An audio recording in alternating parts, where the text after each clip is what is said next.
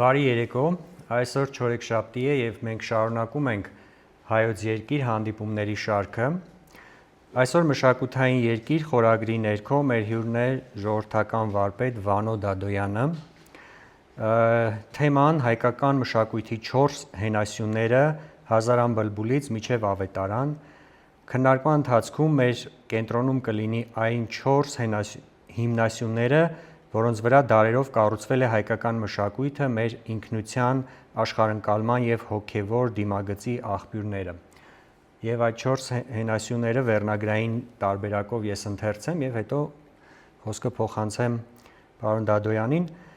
Առաջին Հազարան բլբուլ, հեքիաթ և հարակից ժողովրդական շերտերը,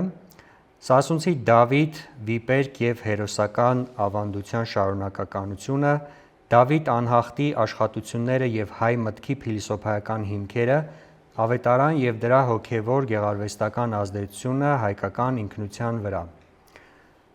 Այս ընդհանուր թեման է, մինչև 1 ժամ կլսենք պարոն Դադոյանին և ևս մինչև 1 ժամ կունենանք հարց ու պատասխանի հնարավորություն։ Շնորհակալություն հրավերը ընդունելու համար պարոն Դադոյան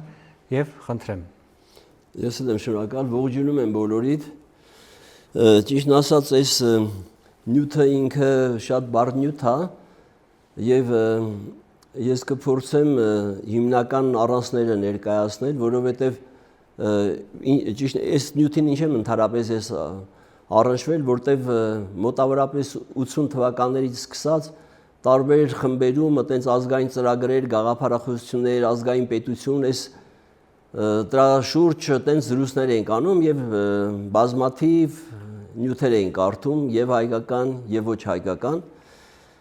բայց վերջո ես մտածեցի կրթության մաթեմատիկոս լինելով, մտածեցի մենք ինչպես կարող ենք ցուցիչներ առաջադրել, որ չսխալվենք, որովհետեւ սովորաբար մարդիկ ոգևորվելով զգայական ընկալումների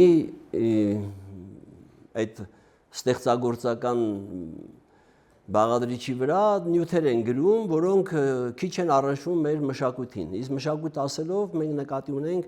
այն ամբողջ իրողությունները, որ արձանագրված է եւ բանավեճության մեջ, եւ նախշերի մեջ, եւ հին ժամանակից սկսած տաճարաշինության, վիշապաքարերի, ժառապատկերների եւ այլ, այդ բոլորը իրանք մի ամբողջ շղթա են։ Դրա համար ես այս ծրագիրը ստեղծեցի, որպեսզի եթե իսկապես ուզում ենք իմանանք հայկական ինքնությունը եւ հայկական արժանապատվը ինչպես է զարգացել եւ ձևավորվել, այդ իմաստով հիմա մենք հերթով կգնանք, ուրեմն առաջի ամենապարզ նյութը դա Հազարան բլբուլ հեքիաթն է։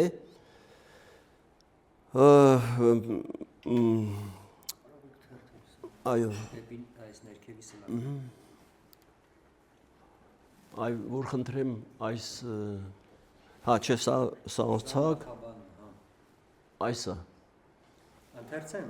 Եթե կարելի է ընթերցեք կամ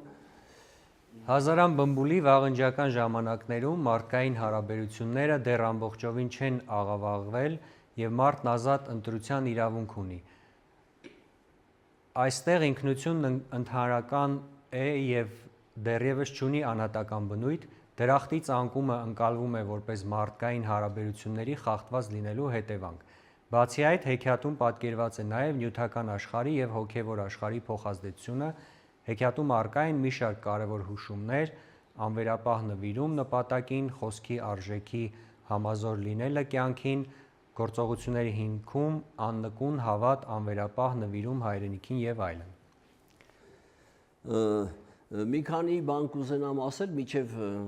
մեկնությունը։ Նախ պիտի խնդրեմ, որ հարցերը հիմա հարցեր չտանք, որովհետև ինքը թեման շատ է, անընդհատ հարց կարող է ստեղծի եւ այդ հարցերը միշտ չեղող են։ Դրա համար ավելի լավ է հարցերը գրի առնեք, որ չմոռանաք, բոլոր հարցերին մենք անպայման կանդրադառնանք։ Բայց Հազարան բլբուլ հեքիաթը, ուրեմն ես ուզում եմ մի փոքր պարզաբանեմ ինչու Հազարան բլբուլ հեքիաթն եմ ես ընտրել, որովհետև Հազարան բլբուլ հեքիաթը ինքը թափառող հեքիաթ է եւ մեր հարևանների ընդհանրապես աշխարհում թափառող հեքիաթ է, հեքիաթը եթե չեք կարդացել ինչ որ թագավորի այգին խախտվում է, պտուղ չի տալիս եւ ելքը միայն ու միայն Հազարան բլբուլն է։ Իդեպ ասեմ, որ այս Հազարան բլբուլը շատ հետաքրքիր բաներից է սկսում, ինքը առաջինը նախ կարծրատիպերի քանդում է։ Հիմա ես մի օրինակ կբերեմ, որպեսզի հասկանաք ինչ է նշանակում կարծրատիպերի քանդում, եւ բայց ավելի կարեւոր այստեղ հետեւյալ իմաստը, ուրեմն այն ժամանակ մտածողությունը այնպեսին էր, որ ասենք այգին թակավորական էր, բայց բոլորին էր։ Բոլորը հիանում են այդ այգուց։ Բայց պտուղների մեջ կար մի պտուղ, որը միայն թակավորին էր հասնում,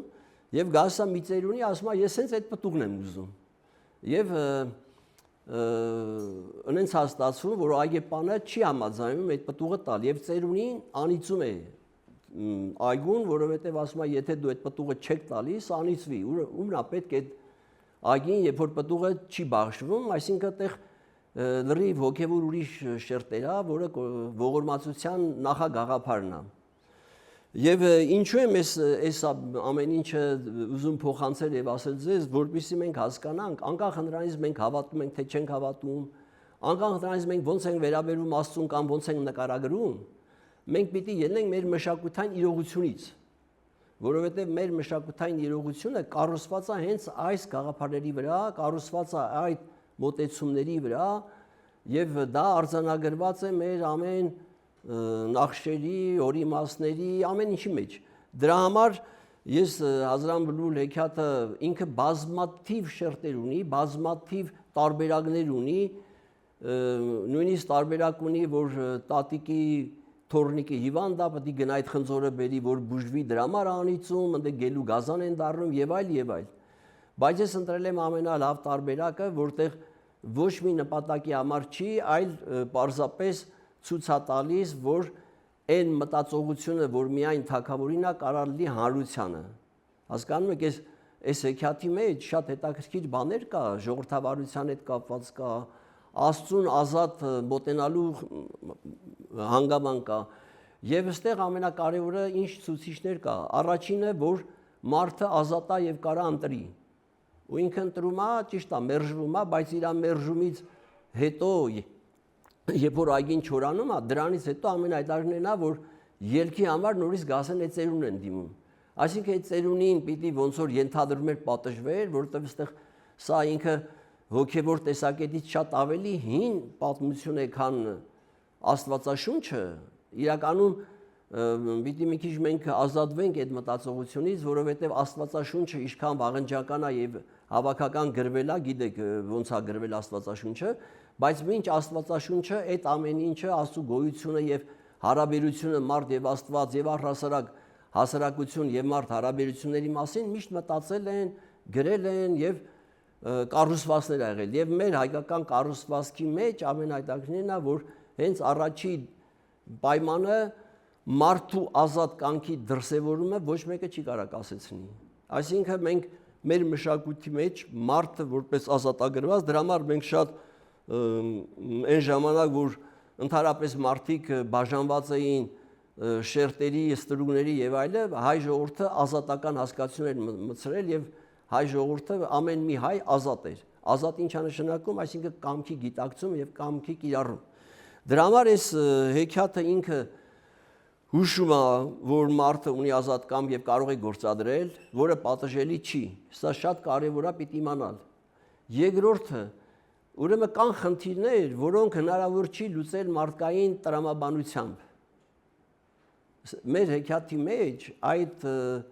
խնդիրներ կա, դրա համար է անհրաժեշտ գնալ բերել Հազարան բլբուլը։ Մարդը չի կարող լուծել այդ խնդիրը։ Դա մարդկային տեսակետից վեր է, եւ մենք չպետք է վատ զգանք դրանից, ինչու, որովհետեւ կա իրավիճակ, որտեղ մարդը, երբ որ առնչվում է հոգեվոր կապի հետ, ինքը այդ շնորհը ստանում է։ Դա հաջորդ этаպում մենք խոսենք դրա մասին, բայց առայժմ մնանք այս շերտի մեջ։ Ուրեմն պիտի բերվի մի թռչուն, որի անունը Հազարան բլբուլ է եւ որը երգում է 1000 ձայներով եւ իր երգը որպես գործողություն է։ Ինքը կարում է ծառը միանգամից կանաչացնի, այնտեղ տարբեր աշխարհներ են բանը, ես չեմ ուզում ծանրանամ դրա վրա, որովհետեւ ժամանակը սուղ է, բայց ամեն դեպքում 3 դևերի աղթում, 3 գլխանի, 7 գլխանի, 40 գլխանի տարբերներում տարբերակա 5 գլխանից սկսում իջև 40 եւ այլը, բայց մեկը սև է, մեկը կարմիր է, մեկը սպիտակ է։ Այդ դևերի եւ այդ աշխարհները, քարը ամեն ինչ բարա, այնտեղ ամեն ինչ սև է կամ կարմիր է կամ սպիտակ է։ Եվ բլբուլը երբ որ բերում է արդեն հերոսը, երբ որ երգում է, այդ բոլորը կանաչում են, փոխում է իր։ Այսինքն նյութի ձևափոխության մասին Հազարամ բլբուլ հեքիաթի մեջ կա գրված, երբ որ դեռ ոչ մի այդպիսի պատկերացում չկար։ Այսինքն նյութի ձևափոխության օրենք է, որը հավատի միջոցով մարդ կարա իրականացնի։ Իհարկե մի քիչ այտենց հեշտ է ասելը, հեշտ չի անելը, բայց երբ որ գանք ավետարանի շերտին, այն ժամանակ մի քիչ կպարզաբանենք ինչ է նշանակում իրական հավատ եւ ինչ է նշանակում նյութի ձևափոխման օրենքը։ Ինչևէ, ուրեմն մենք արձանագրում ենք, որ այդ ժամանակվա հասարակությունը ուներ խնդիր, որը լուծելի չէր մարդկային դաշտում։ Եվ սա մենք եթե ասոցացնենք, ճիշտ ասած, այս ամեն ինչի նպատակ ինչու մնա։ Մենք ապրում ենք մի իրողության մեջ, որը այսպես թե այնպես մեզ կամ դուր է գալիս, կամ դուր չի գալիս, բայց այնուամենայնիվ անհրաժեշտություն կա ձևափոխելու եւ զարգացնելու։ Հիմա զարգացնելու համար ինչ պիտի անենք, այդ հղումներն ա, որ ես ուզում եմ մենք իմանանք, որոնք ապահովում են հայերի ինքնությունը, որովհետև եթե դրանից դուրս անես, ինչ էլ անես չի լինի հայկական։ Ու ես ձեզ ասեմ, ես ընդունում եմ ցանկացած համակարգ կարող եք կիրառել, այդ համակարգը ինքը իր մեջ նորմալ է, բայց երբ որ մենք խոսում ենք հայկական ինքնությունից, հայությունից եւ հայ ազգի մշակութային արժեբանությունից կամ իր քաղաքակրթական դերից, այդ ժամանակ մենք պարտավոր ենք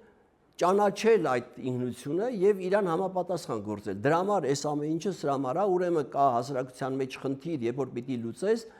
ինքը այլ մեթոդաբանություն է պահանջում։ Նույն կերպ մեր քաղաքական դաշտը, եթե մենք ուզում ենք բարեփոխենք, հնարավոր չի այդ քաղաքական դաշտի մեջ եղած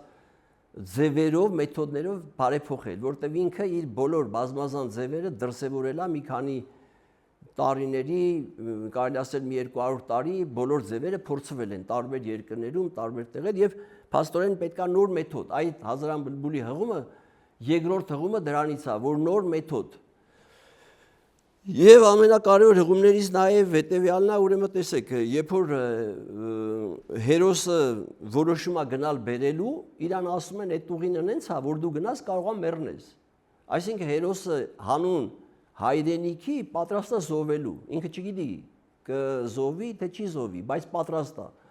Եվ այստեղ շատ կարևոր է սա մեր համար, այսօր մեզ ինչ ասում, այսօր մեզ ասում է, եթե մենք մի խոսք ենք ասում,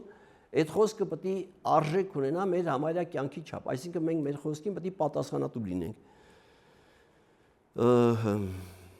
Ես ճիշտ ասած նայում եմ, որտեղ լիքը կետեր եմ գրել, եթե չափի մեջ մնանք, որովհետև ինքը շատ է նյութը, հասցնենք բոլորի մասին խոսենք։ Ուրեմն տեսեք, հերոսը որ գնում է, ինքը որոշում է, որ իր կյանքի գնով կարա գնա եւ ինքը չունի ուրիշ ոչ մի բան նպատակ, բացի իր հայրենիքը բարեփոխելու, բարե երջանկացնելու։ Իմիջիալոց Դավիթ անախտը բարե երջանիկ բառ ունի, որը մենք քիչ ենք գործածում, շատ հետաքրքիր բառ է։ Ինչևից է, փաստորեն ինքը որ գնում է հերոսը, իր նպատակը ոչ թե իր փառքն է, ոչ թե հարստությունն է, ոչ թե թագավորությունն է, այլ պարզապես իր երկիրը բար երջանիկ դառնալու մեջ է։ Եվ ամենահետաքրքիրն է, որ ինքը այդ ճանապարհին անընդհատ սովորում է։ Եվ ամենահետաքրքիրն է, որ ինքը վերադարձից հետո, երբ որ վերադառնում է, Հազարամ բլբուլը հետը բերել է, ինքը շատ հետաքրքիր բան է ցուցաբերում, վարք։ Առաջինը ինքը հարգում է հենց այդ ժամանակվա երկրի օրենքը թագավորին, որտեղ Հազարամ բլբուլ ունեցողը ինչ ուզեր կարար աներ։ Ինքը կարար առամարել թագավորին, որ թագավոր դառնար, ինչ ուզեր կարար աներ, որտեղ ինքը անսահման իշխանության տեր էր։ Բայց ինքը վերադառնալով Հազարամ բլբուլը նախ ինքը գնում է արհեստավորների մոտ սովորելու համեստություն, այսինքն նոր գաղափար սովորելու, երկրորդը ինքը հարգում է կարգը, գնում է թագավորին, ասում է ես կարամ մի հատ ուրիշ երկրի թագավոր եկել է, որ այդ Հազարամ բլբուլը ոնց են բերե պատասխան տան, որտեղ ինքը այլապես ոչնչացնի այդ թագավորությունը։ Տեսեք շատ հետաքրքիր բան է, մի երկրի թագավոր եկել է պատերազմելու, բայց ինքը չի պատերազմում։ Այս ոնց որ դիվանագիտության սաղմեր է, եւ ասենք ամեն պատերազմի լուծում չի, որ նորից պատերազմվա, բայց դրանք շատ բարդ բաներ են, բայց ուղղակի մեր Հազարամյա բլբուլ հեքիաթի մեջ այդ հուշումը կա, որ երբ որ մարդ ճշմարտության մեջ է եւ իր խոսքը համապատասխանում է իր գործողություններին, ինքը կարողանում է կասեցնել պատերազմը։ Եվ ստացվում է, որ հեքիաթի այդ հուշումները ինչումն են։ Առաջինը, որ չկա ոչ մի սահմանափակող, հենց հիմա մեր օրերում կան մարդիկ, որոնք ասում են Հայաստանի փրկությունը թագավորության վերականգնումն է։ Չգիտեմ այդպիսի մարդիկ տեսել եք թե չէ, բայց կան։ Գրում են նույնիսկ թագավոր են ման գալիս, մտածում են, չգիտեմ, բայց ժողովուրդ ջան, թագավորի հասկացության իմաստը, որ մի ժամանակ որպես ամենալավն էր, դրա համար թագավորներին պարել, երգել, ամեն ինչ սովորացնում են ամենալավ որակը։ Բայց թագավորի հասկացությունը որպես հանրության մեջ այդ գաղափարը արդեն վերացել է եւ ոչ մի ազատ մարդ չի ուզենա իր գլխին թագավոր լինի, որովհետեւ թագավոր ասելով պետք է հասկանալ եւ օրենսդիր, եւ դատական, եւ կառավարական, հասկանում եք, այսինքն թագավորը ինչ ուզի, ես այդ մարդկանց ասում եմ, եթե թագավորը գասի քեզ պետք է գլխատենք դու համաձայնվես, ասում եմ, բայց չի դες պետք է ասի, ասում եմ դու քո պատկերացումները չպետք է համապատասխան թագավորը էդա, որ ինքը օրենսդիր է, ինքը դատական համակարգը, կարա որոշի, ոչ մեկը չի կարա դեմ կանգնի։ Հասկանում եք, դրա համար առաջ որ ասում են թագավորի խոսքը օրենք է, հենց դրա համար, որովհետև եթե ինքը ասեց այդ օրենք է, վերջ պետք է կատարվի։ Դրա համար, այսինքն այս 21-րդ դարում թագավորության վերականգնելու մասին խոսելը նշանակում է մշակութաբանորեն հետադիմություն, որովհետև չի կարա ազատ մարդը իր գլխին թագավոր ունենա։ Ինքը կարա ընդհանրեն ունենա մարդ, ով կարա կառավարի եւ կառավարները պետք է լինի սպասարկման մակարդակում։ Ոնց որ իդեպ մեր հենց Հազարամյա բլբուլ հեքիաթի մեջ ցույց է տալիս, որ այդ հերոսը որ գնաց բերեց, ինքը սպասավոր ընդամենը։ Իդեպ ստեղ այդ ազատականությունը ոնց է երևում, եթե մենք նայենք իշխանական կամ ասպետական մարտերը, ընդ ոչ ասպետը չէր կարա մասնակցել այդ մարտին։ Արդեն սահմանափակում է, չէ՞։ Իսկ Հազարամյա բլբուլ բերելու մարդ չկա սահմանափակում, ով ուզում է կարա գնա։ Ամենաթույլը, ամենահիվանդը, իդեպ ասեմ, որ այս հեքիաթների մեջ միշտ այդ Հազարամյա բլբուլ բերողը միշտ հիվանդ է կամ թույլ է կամ ինչ որ կիսատություն ունի, եւ ես միշտ առաջ մտածում եմ ինչու է դա այդպես։ Հեքիաթների մեջ դες գրած է, ուրեմն մի ինֆորմացիա կա, չէ՞։ Եվ սրանով ցույց է տալիս, որ մարդու ազատության եւ իր նպատակի դմիրման գործողությունների համար ամենևին կարևոր չի մարդու ինչպիսի լինելը, ուժեղ է, ամենալավն է, ամենախելոքն է, ոչ։ Որովհետև հենց այդտեղ է, որ իրականում մարդը այդ ազատ կամավոր ունի, բոլոր մարդիկ հավասարության մեջ են։ Ուրեմն մեր Հազարամյա բլբուլ հեքիաթը այս հղումներն է մեզ տալիս։ Մի րոպե կներեք, մի հատ տեսնեմ, բաց չթողեմ, որովհետև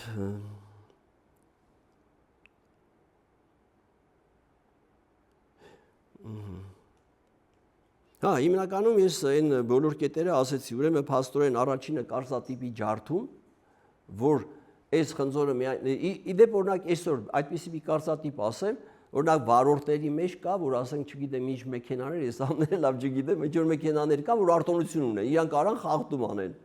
Նույնիսկ առաջ ոստիկաններն էլ այդ ընդունում, որ այդ մեքենաները կարան խախտում անեն։ Դա կարծրատիպ է, որովհետև երբ որ օրենք է, օրենքի դեմ չկա բացառություն, հասկանում եք։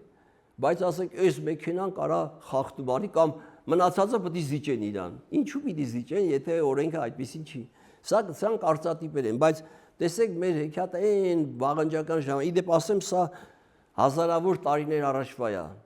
Մեր հիմա որ գանք էպոսին, մեր էպոսը մոտավորապես 2-3 հազար տարի Քրիստոսից առաջ է թվագրվում, թեպետև ավելի վաղնջական թվագրություններ կա, այն ժամանակ ասեմ։ Այսինքն ստացվում է, որ այն ժամանակվանից մարդու ազատության եւ կարծատիպերի ազատագրումը շատ կարեւոր է եւ դրա համար հենց հեքիաթի բուր սկիզբը այդ կարծատիպից է, որ ասում է ես հենց այդ խնձորն եմ ուզում, որովհետեւ ինքը կարող մտածեր թագավորին էլ չուզեր։ Հասկանում եք։ Ուղղակի կարող ասեսի թագավորին է ոնց ուզեմ։ Բայց ինքը ցույց է տալիս, որ ինքը կարա ուզի եւ եթե չեն տալիս, դա աստվածային խախտում է։ Դրա համար է պատժ, որովհետեւ անեծքը, այն ժամանակ անեծքը դիտվում էր Աստծու գործի հակառակ բանը անիծվում է։ Հիմա եթե խնձորը չեն տալիս ծերունուն, այդ Աստծո պտուղը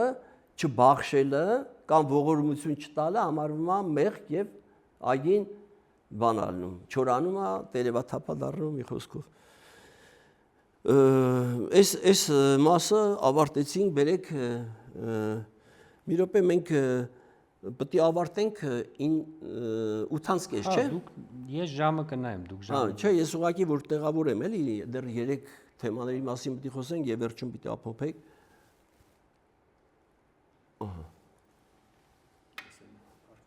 Այո։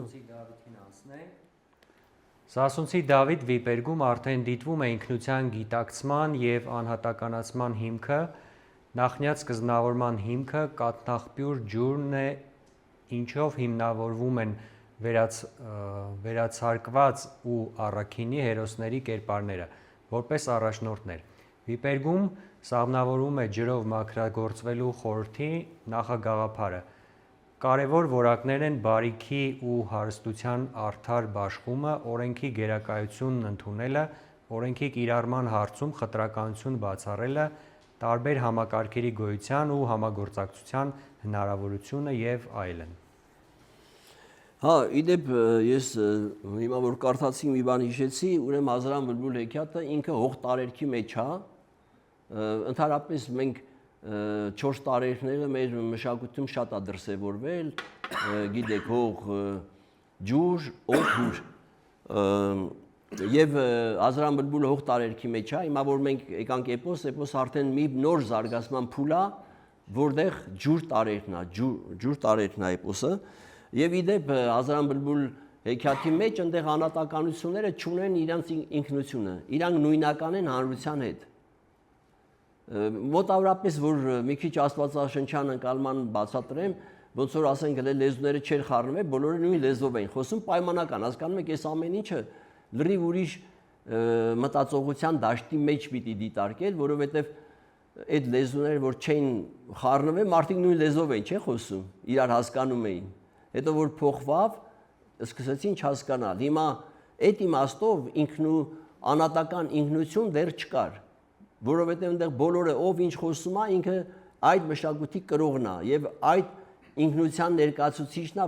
ոչ թե որպես անհատ, այլ հանրության անդամ։ Հիմա Սամսի Դավիթ էպոսը իդեպ այդ թվագրության համար որ ասում էի, չգիտեմ ձեզնից մի մասը գուցե ճանաչի, աստղաֆիզիկոս Գրիգոր Բրուցյան կար լուսահոգի, նա էպոսի մի տարբերակի մեջ գտել էր աստղերի համեմատական ինչ-որ շատ հետաքրքիր դրվագ եւ ըստ իր հաշվարկների 17000 տարի էր թվագրում այդ հատվածը եւ այդ հոդվածը Էժմիածնի ամսագրում տպված է, եթե հետաքրքրող կան կարան գտնեն եւ կարդան։ Բայց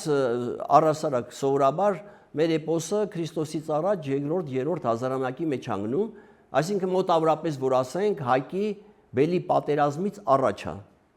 Ու հիմա ես մի քիչ կասեմ ինչու դրանից առաջ է։ Հիմա ուրեմն էպոսը սկսում է արդեն ձևավորել անհատական ինքնություն եւ էպոսը շատ հետաքրքիր մի քայլ է։ Էպոսը անցում է անում ցեղային ազգային ընկալումներից, արյունակցական կապերից դուրս արժեքների կապ։ Ուրեմն նորից եմ կրկնում։ Արյունակցական կապերից մենք ասենք աղբերս է, քուրս է, կամ մեր ցեղից է, մեր տոմից է, դուրս արժեքներն են սկսում կառավարել, ոչ թե արյունակցական կապերը։ Սա իմ կարծիքով քաղաքակրթության զարգացման մոտիվացիաներից մեկն է, երբ որ արժեքները ավելի բարձր են դասվում, քան արյունակցական կապերը։ Մեր էպոսը հենց դրանով է սկսվում եւ դրա համար մեր էպոսի հիմնական հերոսները Սանասար Բաղդասար իրանք ծնվում են ջրից, կաթնախպյուրից մենք կարդացինք։ Հիմա ինչով է մեր էպոսի ցուցիչները, ինչն են մեր էպոսի ցուցիչները։ Նախ առաջինը ասեմ ես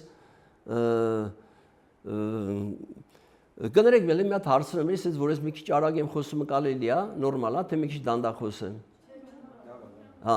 ուրեմն շատ լավ է։ Նախ առաջինը ասեմ, որ տղա եւ աղջիկ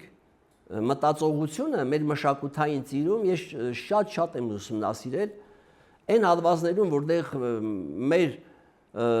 ազգագրական բերումով ապրել ենք մուսուլմանական աշխարհներում, այդ հատվածներում մի քիչ տղամարդ եւ կին հիերարխիան գոյություն ունի, բայց ըստ մեր էպոսի կին եւ տղամարդ հիերարխիա գոյություն չունի, ինչու՞, որովհետեւ թագավորական ժողովին ձայնի իրավունքով մասնակցում է 17-18 տարեկան աղջիկը։ Ձայնի իրավունքով ժողովուրդ ջան, ինքը չի գալիս բան ասի, որ ընդ քննարկեն, ինքը ձայնի իրավունք ունի, որում քանի որ այդ հարցը իրան է վերաբերում, որոշման իրավունքն էլ է իր ձեռքը։ Հասկանում եք։ Սա մի ցուցիչ է, որ մենք եթե սա հասկանանք ինչ է, շատ կարևոր է եւ սրա մասին պիտի խոսել, բայց ցավոք սրտի քիչ են խոսում, ինչ է բիցե։ Հիմա որն է առանձնահատկությունները մեր էպոսի։ Ուրեմն քանի որ արժեքներն է, հիմա տեսեք ես չեմ ուզում շատ մանրամասնություններ ասեմ, բայց արժեքներից ենք խոսում։ Ուրեմն ամենայդարներն է, որ մեր հերոսները երբ որ դնում են արժեքները, իրանք այդ արժեքներին, իրանց դրած օրենքներին ենթարկվում են։ Օրինակ թագավորական ժամանակ թագավորը կարա փոխի օրենքը, ոնց ուզի։ Եթե մեկին ասում է գնդագարեք կամ կախեք, 5 րոպե հետո կարա ասի, չէ, փոշմանա, իրան ներում եմ։ Ոչ մեկը չի գալիս ասի, ինչի տենց արեցիր։ Ինքը ազատ է օրենքը փոխելու, բայց մեր էպոսը հետաքրքիր է, որ ինքը արժեհամակարգի մեջ է տեղափոխվում։ Ինքը գոնե մարդը, որ դրել է այդ օրենքը, այդ մարդը ենթարկվում է։ Այսինքն մենք ստեղ էպոսում գործ ունենք մի իրավիճակի մեջ հանրության կառավարման, երբ որ օրենսդիրը կամ օրենք հորինողը ինքը առաջինը ցույց է տալիս, որ ինքն էլ է ենթարկվում, ինքը արտոնյալ չի։ Սա ամենակարևորն է, ժողովուրդ ջան, մեր համար պիտի սա ֆիքսենք։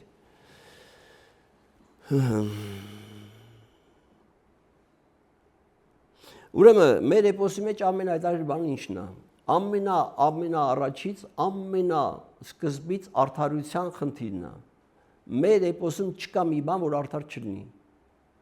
Պատերազմ, ինչ ուզում ալնի, բոլորը արդարության վրա հիմնված։ Եվ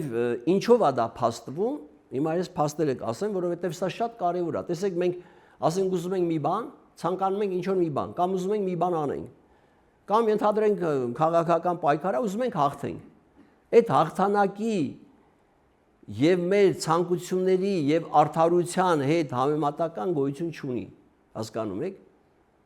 Մենք կդրվել ենք այն արժեքից, որտեղ պայմանը, առաջի պայմանը արդարությունն է։ Հիմա էպոսում որտեղ է դա դրսևորվում։ Ուրեմն պարզվում է մեր էպոսում արժեքները, որ Ձենովոհան էր պահում, Թուրքիկ Ջալալին, Թուրքեծակին, որոնք իմիջիալոց ամայլա չեն փոփոխվում, իրանք բոլոր բաներին միշտ մնում են, հասկանում եք։ Դա շատ հետախորհրդանշական է։ Ամայլա 4 սերունդ այս զենքերը չեն փոփոխվում։ Ուրեմն Ձենովոհանը կարող է Թուրքիկ Ջալալին տալ, կարող է Ձենովոհանը Թուրքեծակին տալ, բայց Ձենովոհանը չի կարող խաչ պատերազմին տալ, ժողովուրդ ջան։ Ուրեմն ինչի, որովհետև խաչ պատերազմին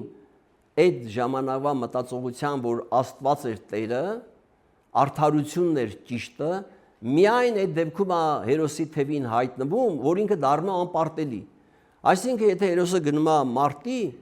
եւ այդ մարտում իր պատերազմը արդար է, նոր խաչ պատերազմին հայտնվում է։ Սա մարդկային մտածողությունից դուրս արդարության հաստատման մի բանաձև է, որին մենք չենք առնչվել այդքան շատ, որովհետև մարդկային հասարակությունները իրանց մեջ ունենում են սխալներ, որոնք իրանք չեն տեսնում։ Ասենք շատ հայտնի է, չէ, երկու խմբեր վիճում են, այդ երկու խմբերն էլ առանձին ճիշտ են։ Նույնիսկ այս ֆիլմեր կա, չէ, կին տղամարդ եւ այլ ֆիլմեր են նկարում, վիճում են, առանձին ճիշտ են։ Ելքը ո՞րն է։ Ելքը այդ երկու համակարգերից ավելի բարձր համակարգ պիտի բերել, որպեսզի եւ նա տեսնի իր սխալները։ Իսկ եթե մարդը մնում է իր պատկերացումների դաշտում, ինքը չի տեսնում սխալը։ Ահա թե այստեղ նորից գալիս է այդ կարծատիպերը կամ այդ կեղծ պատկերացումները։ Պատկերը ինքը մտածում է, ինքը ճիշտ է։ Եվ սա վնասում է հասարակությանը եւ դրա համար մեր էպոսը հենց սկզբից ասում է, նույնիսկ ընդ միտեղ կա ասում է եթե մի տարբերակի մեջ ես շատ տարբերաններն եմ կարդացել, գրեթե չեմ ուզում ասեմ բոլորը, որտեղ շատ է, բայց համարյա կարելի ասել մեծամասնությունը կարդացել եմ, բայց դե տարբերակը ասում է, եթե Դավթին են ասում են, եթե դու գնաս սխալ պատերազմի, թուրը դուրս չի գա պայծանից։ Հələ խաչ պատերազմի մասին չեն ասում։ Ասում են թուրը դուրս չի գա, հասկանում եք սա ինչ է նշանակում։ Այսինքն հենց սկզբից պետքա դու որոշած ես այդ արդարա թե ոչ։ Եվ հայ ազգը եթե վերադառնա իր այս արժեքներին, ինքը դառնա անպարտելի։ Ինչու? Որովհետև արդարությունը չի եղծվում, ժողովուրդ ջան։ Հնարավոր է մի որոշ ժամանակ արդարությունը սահմանափակվի, հնարավոր է որոշ խումբ, որոշ խմբի ճնշի, բայց մեկը աշխարհում եւ հենց դրա համար ժողովուրդ ջան, այդքան պատերազմներ, այդքան մարդիկ ազատության մարտիկները զոհվել են տարբեր ազգերից, նշանակություն չունի։ Զոհվել են միայն մի բանի համար, որովհետև արդարությունը մի օր պիտի հաստատվի։ Հնարավոր չէ որ չհաստատվի, որտեղ մարդը իր բնույթով արդարության կողմնակից է, դա ընդհանրապես իր սխալ կենցաղավարությունից, կրթությունից, դաստիարակությունից է, որ իր պատկերացումները շեղվում են, իր ճշմարտությունը ինքը չի բաղդատում հանրության հետ։ Հետևաբար մեր էպոսի մեջ մենք ինչ ենք նկատում արունակցական կապերից դուրս արդարության բանաձևը, որտեղ ասենք եթե աղբեր տա ոնց իրան դատես, աղբեր սա ինքը սխալ չի։ Հասկանում եք, չէ՞, բայց այդպես չի կարող լինի։ Մի խոսքով մի րոպե կներեք։ Հիմա ուրեմն տեսեք, շատ հետաքրքիր բան նաև կա։ Առաջի ամենախոշոր բանը, որ Սանասարը ամբողջական բռից է ծնվում, Բաղդասարը կես բռից է ծնվում։ Հիմա ընդհանրապես հիշենք ընդհանրապես ժողովրդական բանահյուսությունը, ասում է, երբ որ մարդը գնում է ջուր խմելու,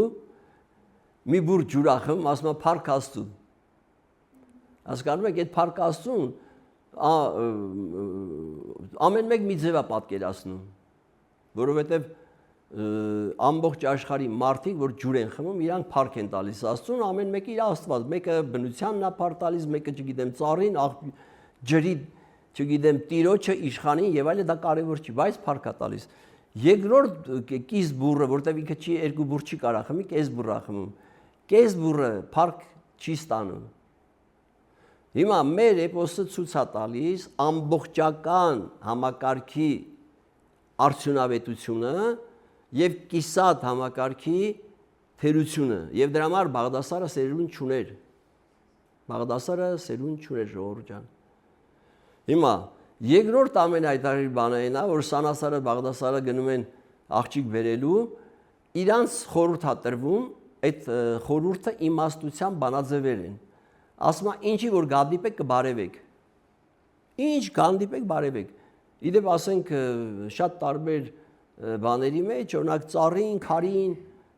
բարևում են։ Ես այտենց իմ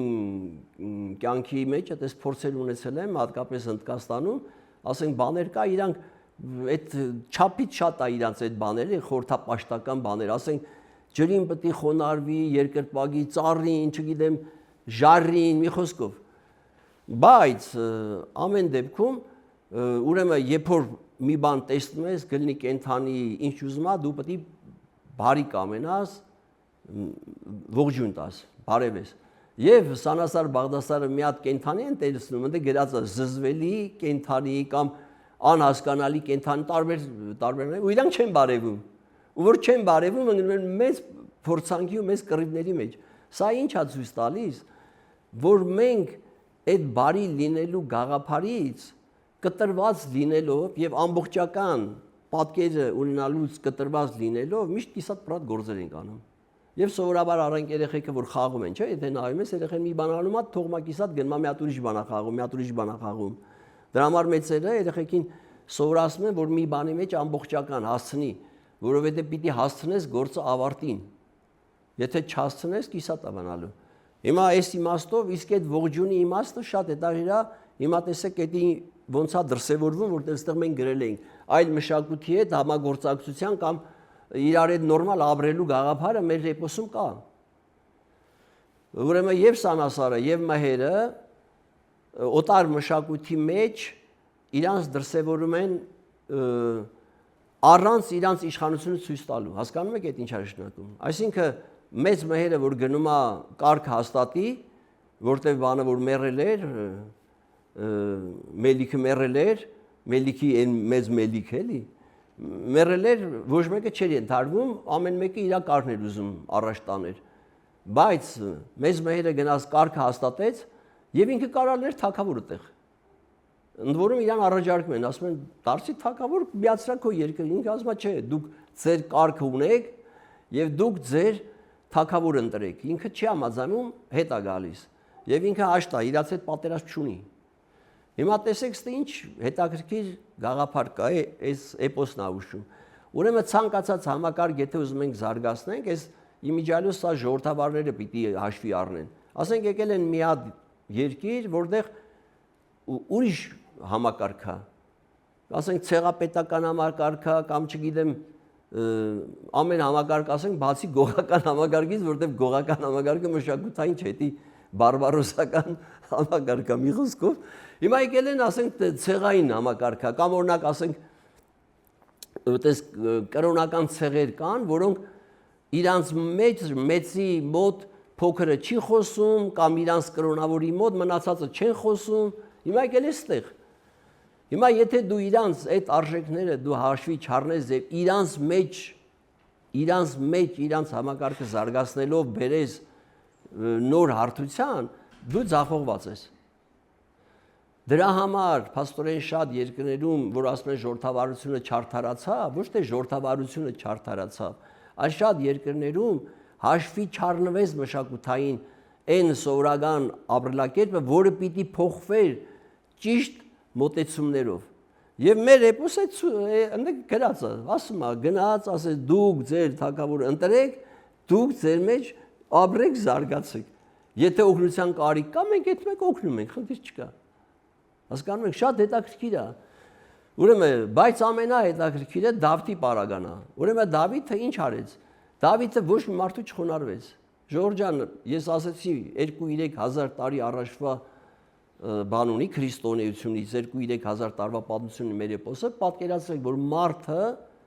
մարդու մոտ չի խոնարհվում։ Հասկանում եք։ Սա շատ հետաքրքիր բան է։ Հետո որ գանք ավետարանում, դե էստրա արդեն ուրիշ բացվածքը ցույց կտանք։ Փաստորեն մեր էպոսը սովորացնում է, որ մարդը ազատ անկախ է եւ ինքը ոչ մեկի մոտ չի խոնարհվում։ Վերջակետ։ Հիմա այդ չխոնարհվող մարդը, բայց ինքը հնազանդ է իր հորախպորը, իր շրջապատին, իր միջավայրին, իր պարավին, հնազանդ է, ենթարկվում է։ Շատ հետաքրքիր է դա։ Բացի այդ, իր մոտ կա մի սկզբունք, որ ինքը պարտավոր է ծառայի ժողովրդին։ Հասկանում եք ինչ է դա նշանակում։ Ինքը չի ծառայում իրան։ Ինքը իրան համար ոսկի չի ստեղծում։ Ինքը իր համար ամրոց չի ստեղծում։ Իդեպ էպոսի հենց սկզբից որ տուն են սարքում, Սասնա այդ սյուները, այդ իմիջիալոց էդի Սասունի հետ քիչ կապ ունի, որտեղ այդպես սյուների մասին ասում է, Սասուն քարեր բերեց, Սասուն սյուներ դրեց։ Իմի տեսեք, այնտեղ խոսում են Բաղդասարն ու Սանասը, ասում են ինչ անենք։ Բաղդասարը ասում է, դե բեր դու սարքենք, ասում է, ախպեր ասում է, մենք ուժեղ ենք, արևը կամ քամին մեզի չի վնասի, արի այս խեղճ ժողովրդի տները սարքենք։ Այսինքն մի համակարգ է կառավարման, որը սպասարկում է ժողովրդին, ոչ թե իրան, ինքը կարող բեր մեր տունը շինենք, նրանք կգան միտեղ կծվարեն էլի, պատի տակ կքնեն։ Հասկանում եք։ Եվ մեր այս իրականության մեջ ցավոք սրտի ես չեմ ուզում շատ ծավալվեմ, բայց մենք մեր 30-35 տարվա մեջ մենք հայկական արժեքներով չապրեցինք։ Դրա համար այս անճաշակ դղյակները սարքվավ, չգիտեմ ինչ գմբեթային ձևերով, խայտարակություն, մի խոսքով, բայց դրանից չխոսենք, բայց դա ինչու եղավ, որովհետև այդ սպասարկման գիտակցությունը չկար։ Նույնիսկ Հազարան բլբուլի տարբերակ կա, մի քիչ հետ եմ գնում կներեք, որտեղ թագավորին ասում են, թագավոր, եթե դու խիստացնես օրենքները, ժողովուրդը քեզի կգա կհանգես կանի։ Պատկերացնում եք, այն վաղնջական ժամանակում գանգեց անելու մասին գաղափար կա։ Սա ոնց որ էլի ինչ որտեղ ժողովրդական ընտրության մասին է, չէ՞ խոսքը։ Հիմա ուրեմն փաստորեն էպոսի մեջ Դավիթը ցույց է տալիս, որ ինքը չի խոնարհվում, հատկապես բնականաբար օտարի թրիտակով չի անցնում 1, երկրորդը ինքը օրենքներ որ դնում են, այդ բանը ամրոցը արդեն փագացալու որ որսից գալիս են, դուրը փագացալնում։ Դավիթն ասում է, «Իս խիա փագ»։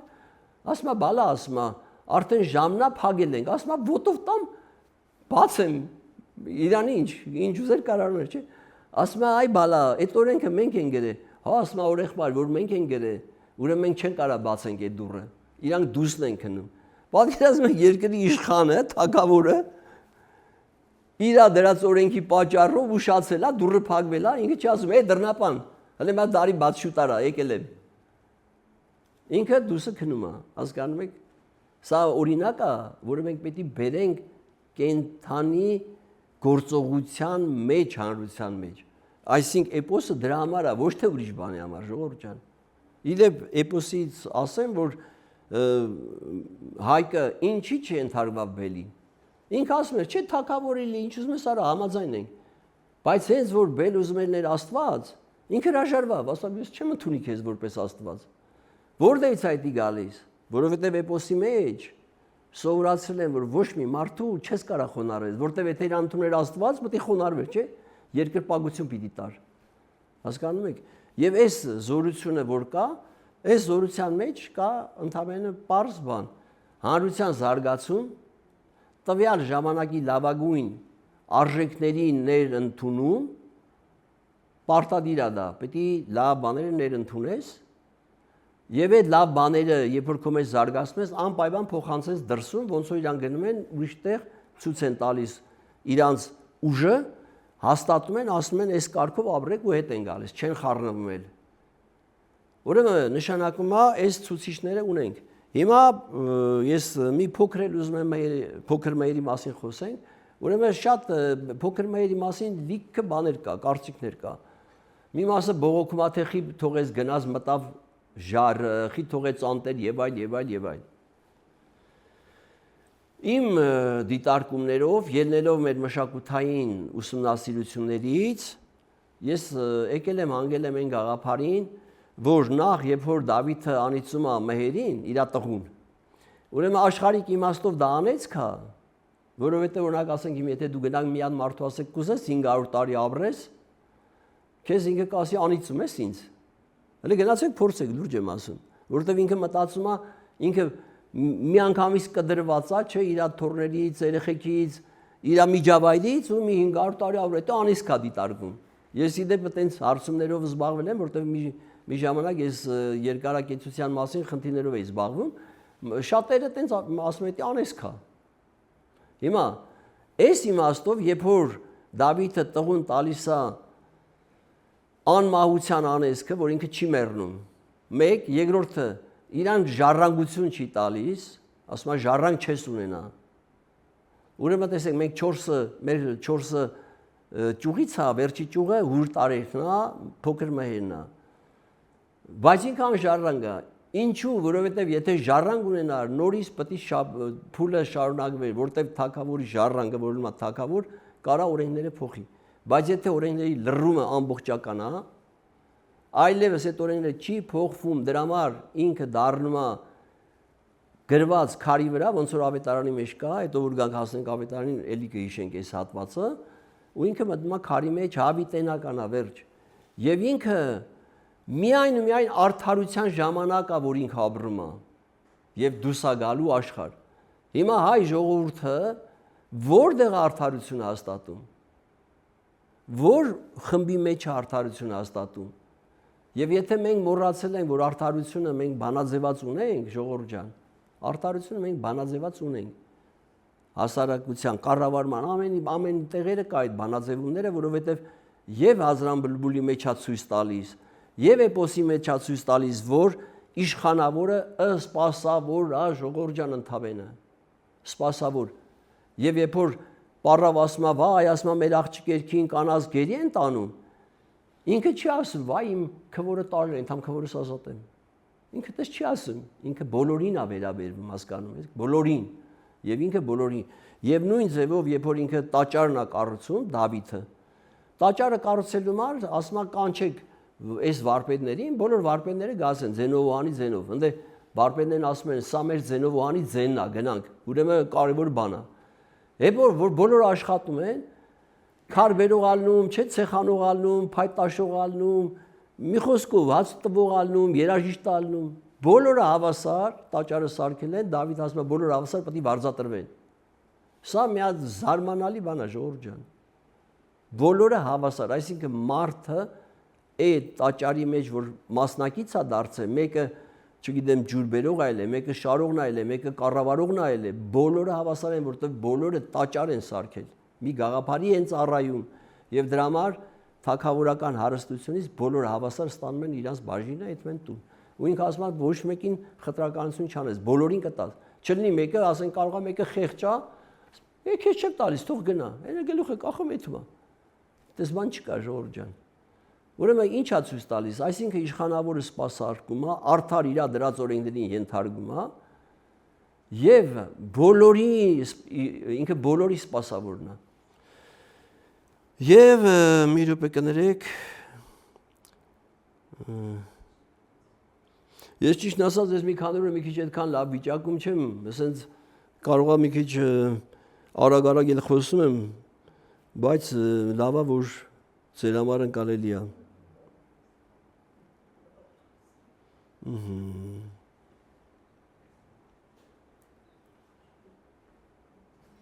Մի կարևոր բան էլ ասեմ։ Ուրեմն տեսեք ամեն այդակիր բանը։ Այդ հարկանները, որ եկել են հարկը տանում են, չէ՞։ Դավիթին խափում են, որ չմասնակցի, բայց ինքը ինչ պատճառով գազ, դա ներկա։ Ուրեմն տեսեք շատ հետաքրքիր է։ Ինքը միջև անարդարությունը ձեն չի անում։ Ուրեմն փաստորեն այդ հարկը տանելուն հələ ինքը համաձայն է թե համաձայն չի թողենք, որտեղ ընդ որ լցում է մի կոտով, հետո մի կոտ երկու կոտ լցում ասում է մեկ։ Այսինքն ուզում ավելի շատ տանի, խափում է։ Ուրեմն Դավիթը այդ անարդարության համար է բողոքում, ժողովուրդ ջան։ Փաստորեն ինքը ինչ որ տեղ իր հորախբոր կամ երկու հորախբերներն էին, չէ՞, Ցրան Վերգոն ու Ցերովոհան էին համաձայնվել, որ հարկը տան, ինքը ձեն չի հանում այնքան ժամանակ, միջև անարդարությունը։ Հենց որ տենում անարդարությունա ձեն անում, ասում է վերջ, դուք անարդար եք անում, իմ հոր ոսկին ես եմ բախշելու։ Չեմ թողի, որ դուք անարդար անեք։ Հիմա տեսեք այդ անարդար պայքարի ոգին, որ դրված է, չէ, որտեղ ենք մենք այտենց։ Մենք մեր մեջ խոսում ենք, չէ, ասում է դե տուն է պահում ոչինչ։ Չէ, այդպես բան չկա, ժողովուրդ ջան, բոլորն էլ տուն են պահում, տուն պահելու համար չի կարելի օրենքը խախտել։ Կոպիտ ասած գողանալ չի կարելի։ Ես վատ եմ զգում այդպես ասելուց էլի, բայց խնդիրը դրա մեջ է, որ մի լավ բանը մի վատ բանին չի արդարացնում։ Արդարությունը բոլոր տեղ պիտի լինի եւ իշխանավորը բոլորին պետք է սպաս, չկա մեկը, որ հիվանդա կամ վատնա, իրան չեք սպասավորում, այդպես բան չկա։ Բոլորին է սպասավորում։ Ուրեմն էպոսի մար կարծում եմ լրիվ ավարտեցի։ Լավ, բերեք անցնենք մի րոպե մի հատ։ Մենք ժամանակի մեջ ոնց որ չենք տեղավորում։ Բերեք Դավիթ անհախտը կաշխատենք։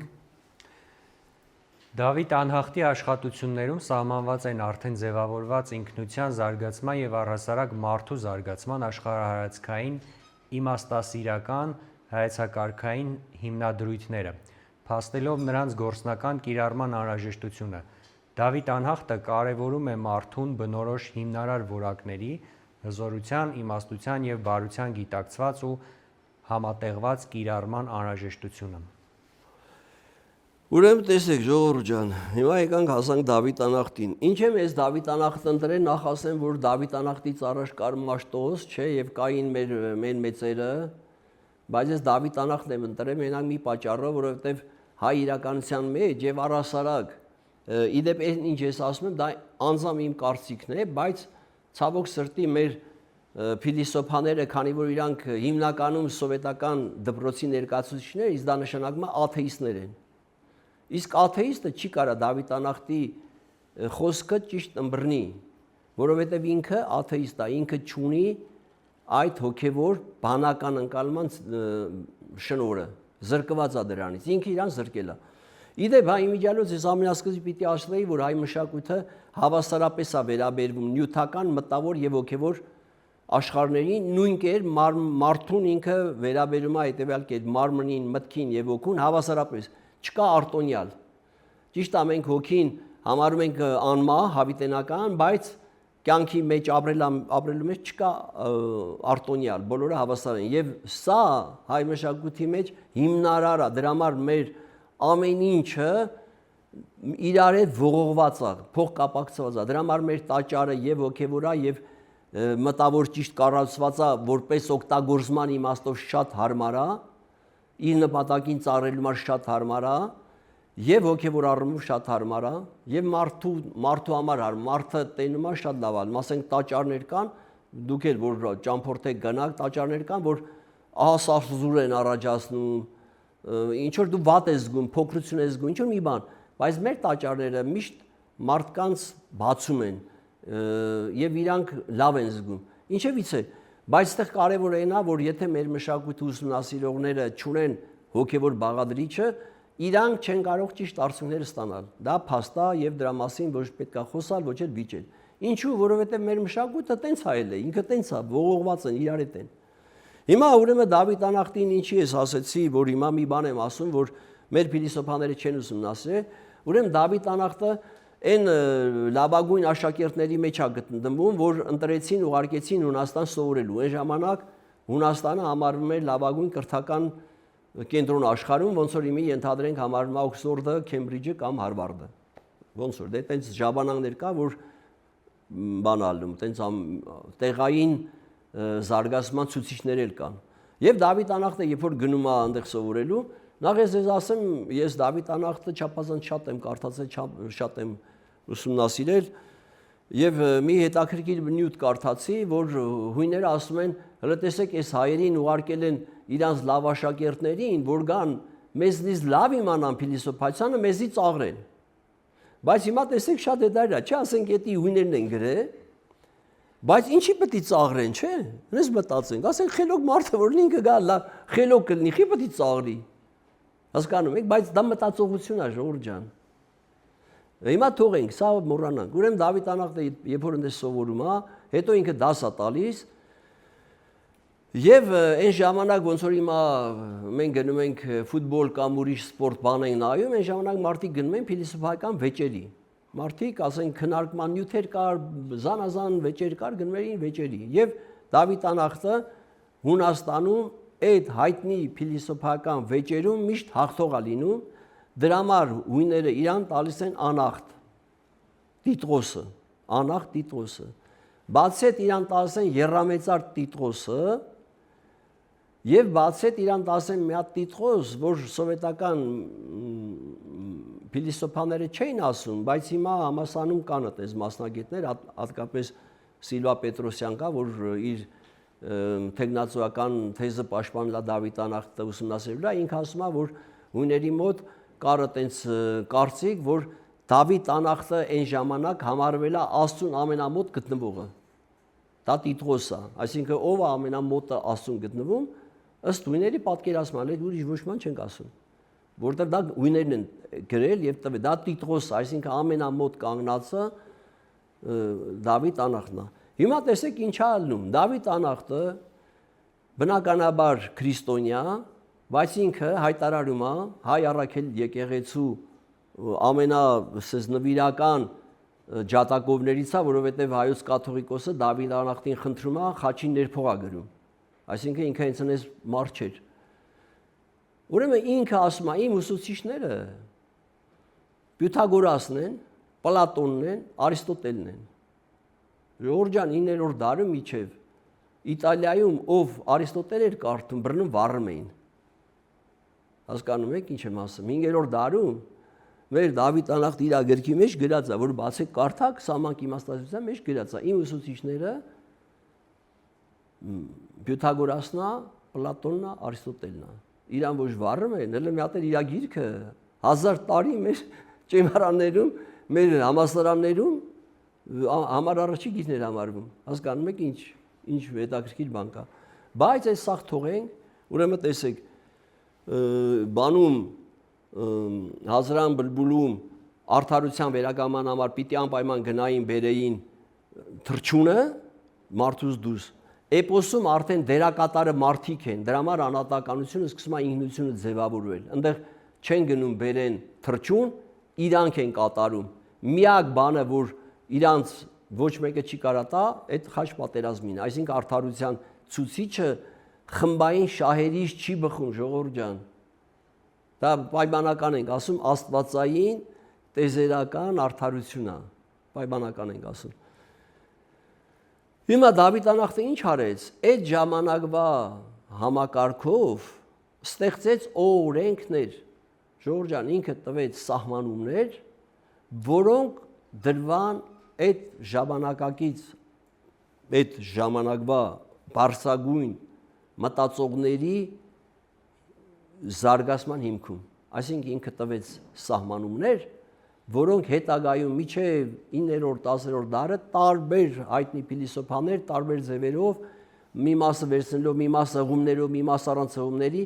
զարգացրեցին փիլիսոփայությունը, իմաստասիրությունը։ Հիմա տեսեք ինչ տեղի ունեցավ։ Ուրեմն էպոսը արժեքներ էր, հետո հանրությունը երբ որ զարգանում է, ժորժան պետքա գա օրենքների դաշտ։ Իսկ օրենքները ճիշտ կլինեն միայն մի դեպքում, երբ որ դու ունես սահմանումներ։ Հիմա Դավիթ անախտը տվեց սահմանումներ, որտեղից ծնվում են եւ օրենքներ եւ մնացած ամեն ինչ։ Հիմա հայ ժողովուրդը, եթե ուզում է ստեղծի իր ազգային պետությունը, որը պիտի հիմնադրված լինի օրենքների վրա, այդ օրենքները ոնց պետք ինքը գրի։ Ոնց պետք գրի։ Այսինքն ինքը պիտի ունենա սահմանումներ, որովհետև արժեքները բավարար չեն, ժողովուրդ ջան, արժեքների ընկալումները ամեն դեպքում զգայական դաշտում է, իսկ սահմանումները այլևս չկա զգայական ընկալում։ Հենց սահմանումը դրա համար է, որ երբ որ սահմանում ես մի բան, այլևս բոլոր ցանկացած լեզվի, ցանկացած մտածող մարդը, որ կարդում է, նույնական ընկալում է։ Սահմանումը այդպեսին է։ Հիմա եթե մենք այդ սահմանումները չենք դրել, հասկանում եք, պահանջները չենք դրել, ոնց մենք կարանք ստեղծենք ազգային պետություն, ոնց կարանք գրենք սահմանադրություն։ Հասկանալի է, որ աշխարհում սահմանադրագետներ կան, Հայաստանում էլ լիքը լավ սահմանադրագետներ կան, լիքը մասնագետներ կան, բայց եթե չկա այդ պահանջը, ինչպիսին պիտի լինի ներդաշնակությունը հասարակության, որ համապատասխանի հայի ինքնությանը, որ սահմանումներից ելնելով, որ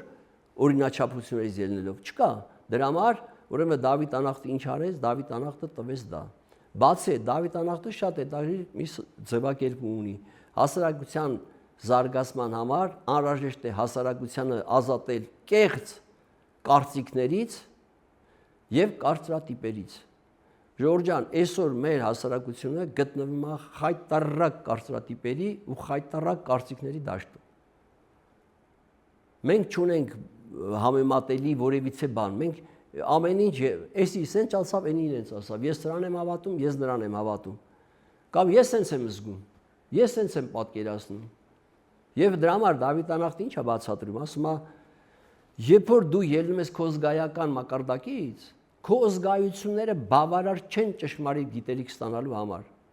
Բավարար չեն, ժողովուրդ ջան, պարզվում է, որ զգայական ինֆորմացիան թերի է։ Դրա համար ինքը ասում է, պիտի ժամանակի փորձը ուսումնասիրվի, ինչպես ամբողջ աշխարհում են արել։ Վարպետները արհեստների մասին, ամեն ինչի մասին գրում է Դավիթ անախտը, բայց բոլոր արհեստները ո՞նց է զարգացել։ Փորձերը ուսումնասիրել են, այդ փորձերից լավագույն բաները համադրել են, ստեղծել են արժեքներ, արժեքներից ստեղծել են բանաձևեր, ոնց պետք է անել այս բանը, այս բանը, այս բանը, եւ ստեղծվել այդ արհեստները։ Եվ նույն ձևի կարգը, հասարակության կարգը Դավիթ անախտը ասում է, որ եթե հասարակության մեջ չկա ազատ ընկալումը, չկա օրենքի կարգի ընկալումը, հասարակությունը չի կարող զարգացվի եւ ինքը միայն կդեգրադացվի։ Պարզ գրել այդ մարդը։ Ընդ որում հայրենիքի մասին էլ մի գրած շատ հետաքրքիր է։ Ես ճիշտ ասած ուզում եի Բերեստե կարթայի չհասցրի այդ գրքից բանանեմ, մի քիչ այդպես վատարող եմ, ներող եղեք, բայց ինքը մոտավորապես sense ասում է հայրենիքը դա ամբարված գիտելիքներ է փոխանցում մեզ, օգնում է նոր կարգեր հաստատելուն եւ մարդկային բարենորոգումը ճիշտ կատարելուն։ Այսինքն բանաձև ունի 5-րդ դարում է գրել, 6-րդ դարում է, ինքը 5-րդ, 6-րդ դարի փիլիսոփա էլի։ Հիմա փաստորեն տեսեք ինչ է ստացվում։ Ուրեմն մենք փաստորեն ունենք մարդ, ով տվել է փիլիսոփայության սահմանումների ամենաբարձր մակարդակում, ընդ որում ինքը ամենաիրացուցիչը, դա մեր սիրելի հրայրն էլ միշտ կրկնում է, որը ինքը վերցրել է Պլատոնից, ինքը ասում է շատ գիտելիք ունենալը բավարար չի, ժողովուրդ ջան։ Ինչի՞, որովհետև ասում է իմաստունի դերը նրանում է, որ գիտելիք ունենալով կառավարի ինքը իրան։ Եվ իրան հանրության մեջ ճիշտ վարքով դրսևորի։ Ուրեմն նշանակում է, որ իմաստասիրությունը նրա համար է, որպեսզի մարդ տիրապետի իրան, եւ իրան տիրապետելով հասարակության մեջ կարողանա ճիշտ վարքով դրսևորի։ Հիմա հարց. մենք որտե ենք այս բանը ուսուցանում։ Մենք որտե ենք սովորում հասարակության մեջ, հանրության մեջ կամ որևիցե մի խմբում մեզ ճիշտ մեր վարքը ճիշտ պահելուն։ Ու պարզվում է, որ մեր իրողությունը այս ցավոք սրտի հիմնված չի մեր արժեքների վրա, որտեղ մեր մտավորականները կամ մեր քաղաքական գործիչները չեն կարդում այս բաները։ Հիմա չգիտեմ խի չեն կարդում։ Եվ ցավոք սրտի մեր փիլիսոփաներն էլ այդ ներուժը չունեն, որ իրանք բերեն, խոսույթ բերեն, չէ՞ կարելի է խոսել, տարածել։ Եվ դրա համար մեր հասարակությունը մնամանես մի վիճակի, որ ինքը եթե պետք է զարգանա, ինքը պետք է զարգանա, եթե չզարգանա դեգրադացում է ժողովուրդ ջան։ Իսկ ո՞նց ինքը կարա զարգանա, երբ որ իր իմացած արժեքներից ավելի բարձր արժեք ստեղծի։ Քաղաքական արժեքները ո՞նց են ստեղծվում։ Եղած արժեքները համադրում են, նոր բարձր արժեք են ստեղծում։ Այդ բարձր արժեքը դառնում է քաղաքական ու բոլորի համար, ինչի, որտեղ աշխարհի բոլոր մարդիկ անկախ նրանից, չգիտեմ, կաստայում են ծնվել, թե ստրուկ են ծնվել, թե չգիտեմ, միջև միլը երևի ստրուկ է, չգիտեմ էլ ճիշտ ասած արդեն, չնայած ասում են էլ միջև մի մարտակերական ցեղեր կան էլ, բայց թողենք, այնուամենայնիվ ցանկացած մարդ ուզում է զարգանա։ Հիմա եթե մեր ազգը ուզում է զարգանա, ո՞նց պետք է զարգանա։ Ինքը պետք է իմանա որտե է ասել, որ դրանից ավելի բարձր լի, չէ։ Եվ այս զարգանալու գաղափարը պատասխանատվություն է, ոչ թե գլուխգովանություն, հասկանում եք։ Եթե ասենք դու գլուխ գովա, ասես, վայ մենք սենց ենք, էլ ումն է պետք։ Եթե քո այգին մտնում ես կեղտոտ, թափած, անկազմակերպ, անկառավարելի, փողոցներդ փնթի, անտառներդ փնթի, ումն է պետք է դու քաղաքակրթական մեծ արժեքներ ես ստեղծել։ Իրականում, այսինքն մենք այդ արժեքների գործադրումից ենք զրկվել, դրա համար Դավիթ անախտը ես ինչ եմ դրել, որտեղ ինքը տվել այդ սահմանումները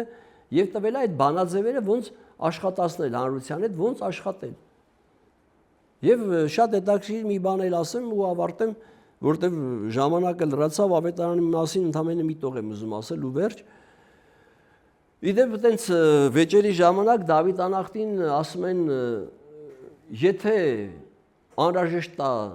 զոհաբերության, իմաստուն ինչ պիտի անի։ Հարց են տալիս։ Ասեն, ենթադրենք հիմա մի հատ իրավիճակ ստեղծենք, որ պետք է ստեից բոլորս փախնենք, բայց մի հոգի չկարա փախնի։ Ով պիտի այդ մեկը լինի։ Դավիթ անախտին ասում է, նախ իմաստունները զոհաբերության համար չեն ապրում։ Բայց երբ որ անհրաժեշտ է, իմաստունը գիտակցում է, որ ինքը պետք է զոհաբերվի։ Հասկանում եք։ Իմաստունը գիտակցում է, որ ինքը պետք է զոհաբերվի։ Իդեպ այս զոհաբերության համար ես ձեզ մի բան ասեմ, մեր Հազարան բլբուլից սկսած միջև էպոս, միջև Դավիթ անախտ, միջև ավետարան, չկա այդպես բան, որ մարդը մեկ ուրիշի զոհաբերի։ Այդպես բան մենք չունենք։ Եվ հենց մեր էպոսի մեջ ցուցիչը ծնողները իրանց զոհաբերում են հանուն ազգի։ Դավիթը դրա համար է ծնվում։ Իրանք սխալ են անում, այդ սխալի պատճառով պատժվում են եւ իրանք չեն կարող իրանց երեխուն տենան, բայց իրանք են զոհաբերում, իրանք չեն կարող ասեն մենք երեխա բերենք, զոհաբերենք։ Հասկանում եք։ Այսինքն մարդկային արժեքի կարևորումը զոհաբերման իմաստով հայ մշակույթի մեջ անխոցելիորեն գրած է, որ ոչ մեկը իրավունք չունի մեկ ուրիշին զոհաբերի։ մենակ դու ինքդ քեզ կարա զոհաբերես եւ հենց դրա համար է Դավիթ անախն ասում, որ այտենց պարագայում իմաստունը ընտրում է իրան զոհաբերի, մնացածին տալիս է հնարավորություն, որ չմեռնեն, ինքը մեռնում է։ Ես չեմ կարա մեկնաբանեմ, բայց այնուամենայնիվ սա օրինակ է եւ իդեպ այդ զոհաբերությունը շատ կարեւոր է, ինչի, որովհետեւ ոչ մեկը իրավունք չունի մեկ ուրիշի հաշվին, մեկ ուրիշի կյանքի հաշվին իր բանը ապահովի, որովհետեւ ոչ մեկը իրավունք չունի զոհաբերելու, մեր արժանապատվի մեջ չկա զոհաբերությունը մեկ ուրիշի միջոցով։ Դրա համար հերոսները գնում են, իրանք պետք է մեռնեն։ Պատերազմ գնացողը ինքը պետք է մեռնի, Դավիթը ինքը գնում է, ինքը պետք է մեռնի կամ պետք է հաղթի։ Չկա, ասում է դու արինձի պաշտպանի կամ դու գնա մեռնի, միջև ես կգամ գասնեմ։ Դες բաներ չկա։ Դրա համար ուրեմն Դավիթ անախտով մի վարքյան ես տեսնեմ մի հատ կարևոր բան բաց չեմ թողել։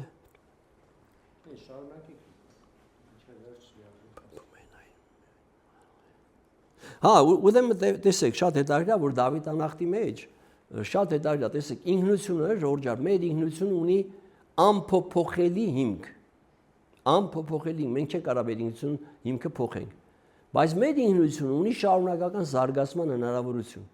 Ուրեմն ինչ է ստացվում, մեր արմատների վրա մենք կարող ենք զարգանալ։ Եվ հենց այդտեղ ամբողջ խնդիրը արդյոք հայ ազգը իր ինքնությանը հարազատ է եւ ինքը իր արմատների վրա է հաստատված, թե ինքը նոր ինքնություն է ձեռք բերում։ Որովհետեւ եթե դու քո արմատների վրա չես հաստատված, քո ազգային արժեքներին համապատասխան չես որպես ինքնություն, քո ազգը վերանում է։ Իդեպ ասեմ, ազգերը կամ զարգանում են, կամ դեգրադացիան վերացումն է։ Եվ մենք պատմությունից գիտենք, այն ազգերը, որոնք չեն զարգանում, կամ ասենք իրաց դերը կատարել են, իրանք ավարտում են եւ այդպես լիքը ազգեր կա, որոնք գոյություն չունեն հիմա։ Բայց իրանք մեծ քաղաքացիներ են ստեղծել, մեծ զորքեր են ունեցել, մեծ տերություններ են ունեցել, մեծ հարստություններ են տիրապետել, բայց չկան հիմա։ Ինչու՞,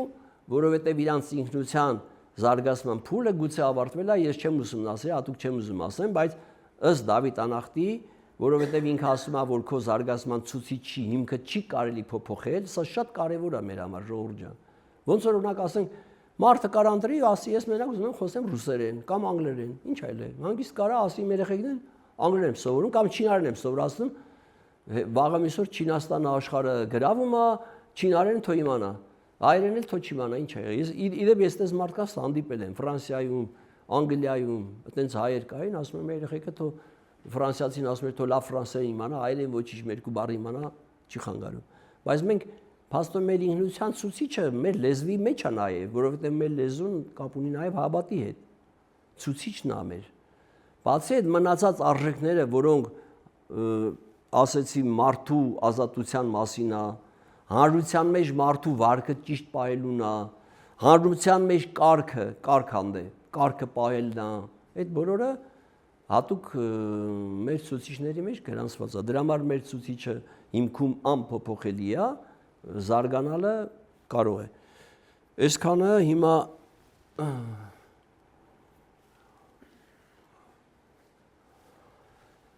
ճիշտ ասած ես հոգնեցի այս ջուրը կարող եմ չէ խմել մաքուր է։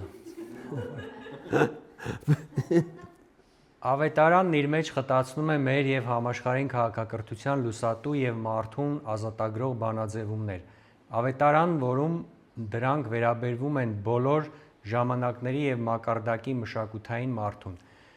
Այստեղ ցուցված են մարդկային եւ աստվածային իրողությունների համատեղ կիրառման հնարավորությունները։ Կարևոր ուղենիշ է համարվում գիտակցված իմացականությունը, որպես հասարակության անընդհատ զարգացման ցուցիչ,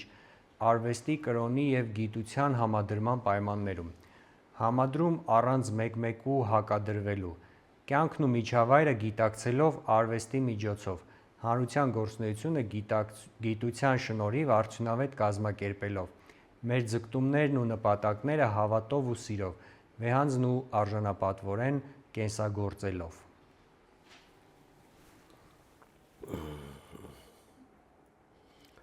Այ օգնեսի։ Ուրեմն Դավիթ անախտը օդ տարերքն է, ավետարանը հուր տարերքն է։ Իմի տեսեք հետաքրքիր գնանք հազարան բուլբուլ։ Այնտեղ հերոսը պետք է բերի թրջունին, որ գործողություն անի։ Էպոսում արդեն այդ թրջունը չկա, հերոսն է անում, բայց ինքը արժանանում է խաչ պատերազմին։ Կայտնվի թևին, ինքը դառնում է անպարտ։ Այդ խաչ պատերազմին ցուցիչ է, որովհետև եթե դու գնում ես արդար պատերազմի, դու չես մահանում։ Հետաքրքիր, իդեպ ասեմ մեր նահատակների գաղափարը հենց դրանից է, որովհետև մեր նահատակները, որ գնում են արդար պատերազմի, իրանք երբ որ մահանում են, իրանք չեն մեռնում, հավիտենական արժեքի մեջ են մտնում։ Հիմա ուրեմն էպոսում արդեն դառնում է խաչ պատերազմի, Դավիթ անախտի մոտ, Դավիթ անախտը շատ հետաքրքիր է, որ ինքը ասում է Աստծու օգնությամբ ամեն անգամ ինքը բոլոր պրագները այդ գլուխները էլի տենց ամեն անգամ ասում է Աստծու օգնությամբ ավարտեցինք այս պրագը։ Արդեն այստեղ տեսեք խաչ պատերազմին Աստծու օգնությունն է, անմիջական, Աստված ոնց որ Աստված մասնակից է, ոնց որ նարեկացին էլ, չէ՞, ունի տես տող ասում է դու ինձ օգնի, որ ես այնպես գրեւ, որ լինի ճշմարիտ։ Դու ինձ օգնի։ Իսկ Դավիթ անախտի մոտ դե բնականաբար Դավիթ անախտը ավելի շուտ է, ինքը ասում է Աստծո օգնությամբ, այսինքն ինքը ըստ իր գրածի եւ ըստ այս համակարգի, որ համակարգի ենք բերում, տեսնում ենք, որ ինքը բացտորեն անմիջական օգնություն է ստանում։ Անմիջական։ Հիմա գարսենք ավետարան։ Ժողովուրդ ջան, ուրեմն նախ ես ուզում եմ մի քանի բան ասեմ իջև ավետարան, ուրեմն տարբեր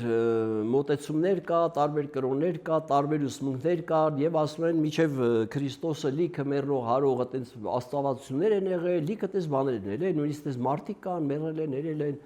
հատկապես Հնդկաստան այտենց լիքը իդեպ ասեմ ես 3 ամսով գնացել ինչ որ մի ծրագրով այնտեղ սովորելու, այնտեղ ինքան զարմանալի բաներ էինք բանանում սովորում, որ իսկապես զարմանալի է եւ իմ համար օրինակ շատ հետաքրքիր էր, բայց մյուս կողմից էլ այդ բազմազանության մեջ ամենահետաքրքիրն է, որ այդ մի ամբողջի բանը չկա, բացակայում է, դա մի քիչ իմ համար անհասկանալի էր, ինչևից է, բայց ընդ օրինակ կար մի հատ հայտնի վարպետ ալնում, ես ուղղակի խեմ ասում, որ գանք ավետարանին պատկերացնենք, էլի։ Ինքը ասում է, ես պետք է մեռնեմ գլխի վրա։ Ու դες գլխի վրա կանգնում մեռնում։ Դες վարպետ է, էլի։ Հիմա գլխի վրա մեռնում է,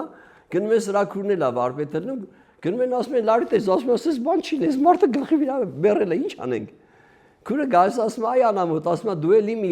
հորինեցիր, չկարացիր հանգիր պարկես մեռնես։ Ասում է դե լավ, որ դու իմ մեծ քուրն ես, մեռած է, մեռած։ Ասում է ես հենց մի գնեմ, կպարկեմ ու կմեռնեմ։ Ինքը գլխի վրա մեռած կենթանանում է, պարկում մեռնում է։ Հիմա ասես պատմություն է։ Մեռնող հարող աստվածության արդեն օրինակ, ընդե ասում են, տես վարպետ էլ է, իրանք հավատում են, տես չգիտեմ, անունը չեմ էլ հիշում, տես վարպետ էլ է, մեռել է ու կենթանացել է։ Ոնց որ ավետարանում միշտ գրած է, չէ՞, եթե մեռնեք էլ կկենթանանաք։ Ինչևից է լավ դողենք։ Հիմա սա ինչ եմ ես ասում, ժողովուրդ ջան, ուրեմն անշուշտ պիտի դա այդ գաղափարը լեր։ Եվ իդեպ ես իմ գրքի մեջ հենց ասում եմ, որ Աստված միջև քրիստոնեությունը տարբեր ժողովուրդների մեջ, ոչ միայն հրեաների, տարբեր ժողովուրդների մեջ, այդ թվում հայերի մեջ, փորձարկում էր այդ մեկ Աստծո գաղափարը եւ մարդու կողմից մարդուն օգնելու եւ մարդը ինքը իր զոհաբերելու գաղափարը։ Տարբեր տեղեր դա աղավաղվում է, տարբեր տեղեր տարբեր է գրվում, դրանց մասին մենք չխոսենք, բայց ես սա ինչ եմ շեշտում, որովհետև հայ մշակույթի մեջ այդ նույնականությունը ավետարանի հետ բացայտ է ու շատ ցայտուն է։ Իդեպ ասեմ շատ հետաքրքիր է Դավիթ անախտը, որ ընտրել է այդ հենց Պյութագորասին, Պլատոնին եւ Արստոտելին, զարմանալի է, որ մեկը նյութական փիլիսոփա է, մեկը մտավոր փիլիսոփա է, մեկը հոգեվոր փիլիսոփա է։ Շատ հետաքրքիր է։ Եվ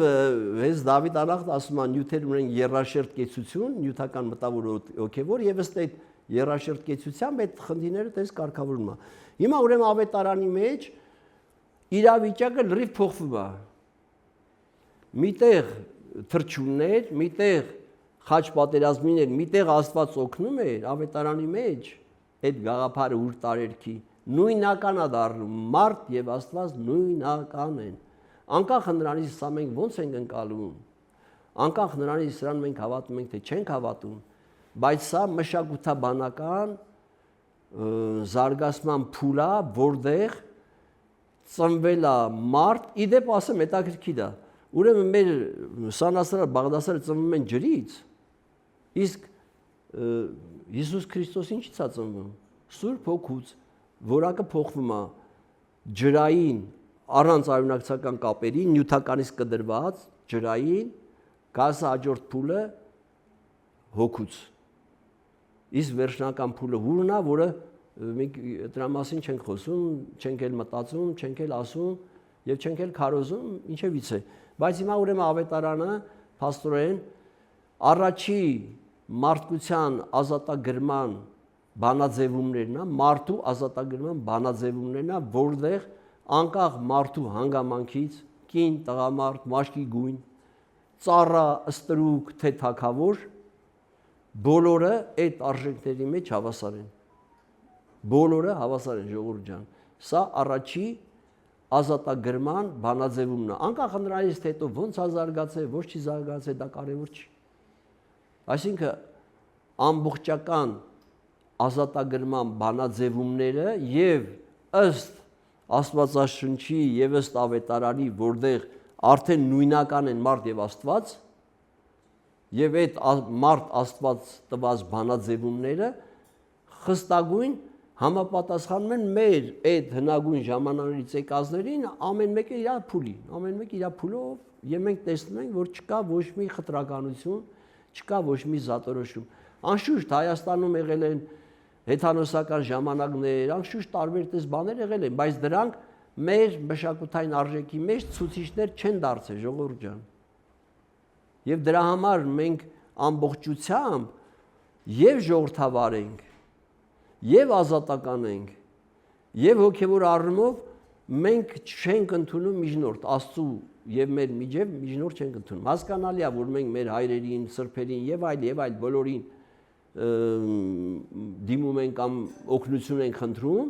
բայց վերջո մարդը ազատագրված է եւ չունի միջնորդ, որովհետեւ այդպիսին է ուսուցումը, մարդը ինքն է պատասխանատու իր արարքների, իր գործերի համար։ Այսքան էլ չեմ ուզում նայեմ ինչ եմ բաց թողել, որտեվ ճիշտն ասած հոգնեցի ու ժամանակն էլ արդեն շատ հարցերով կշարունակենք բացահայտել։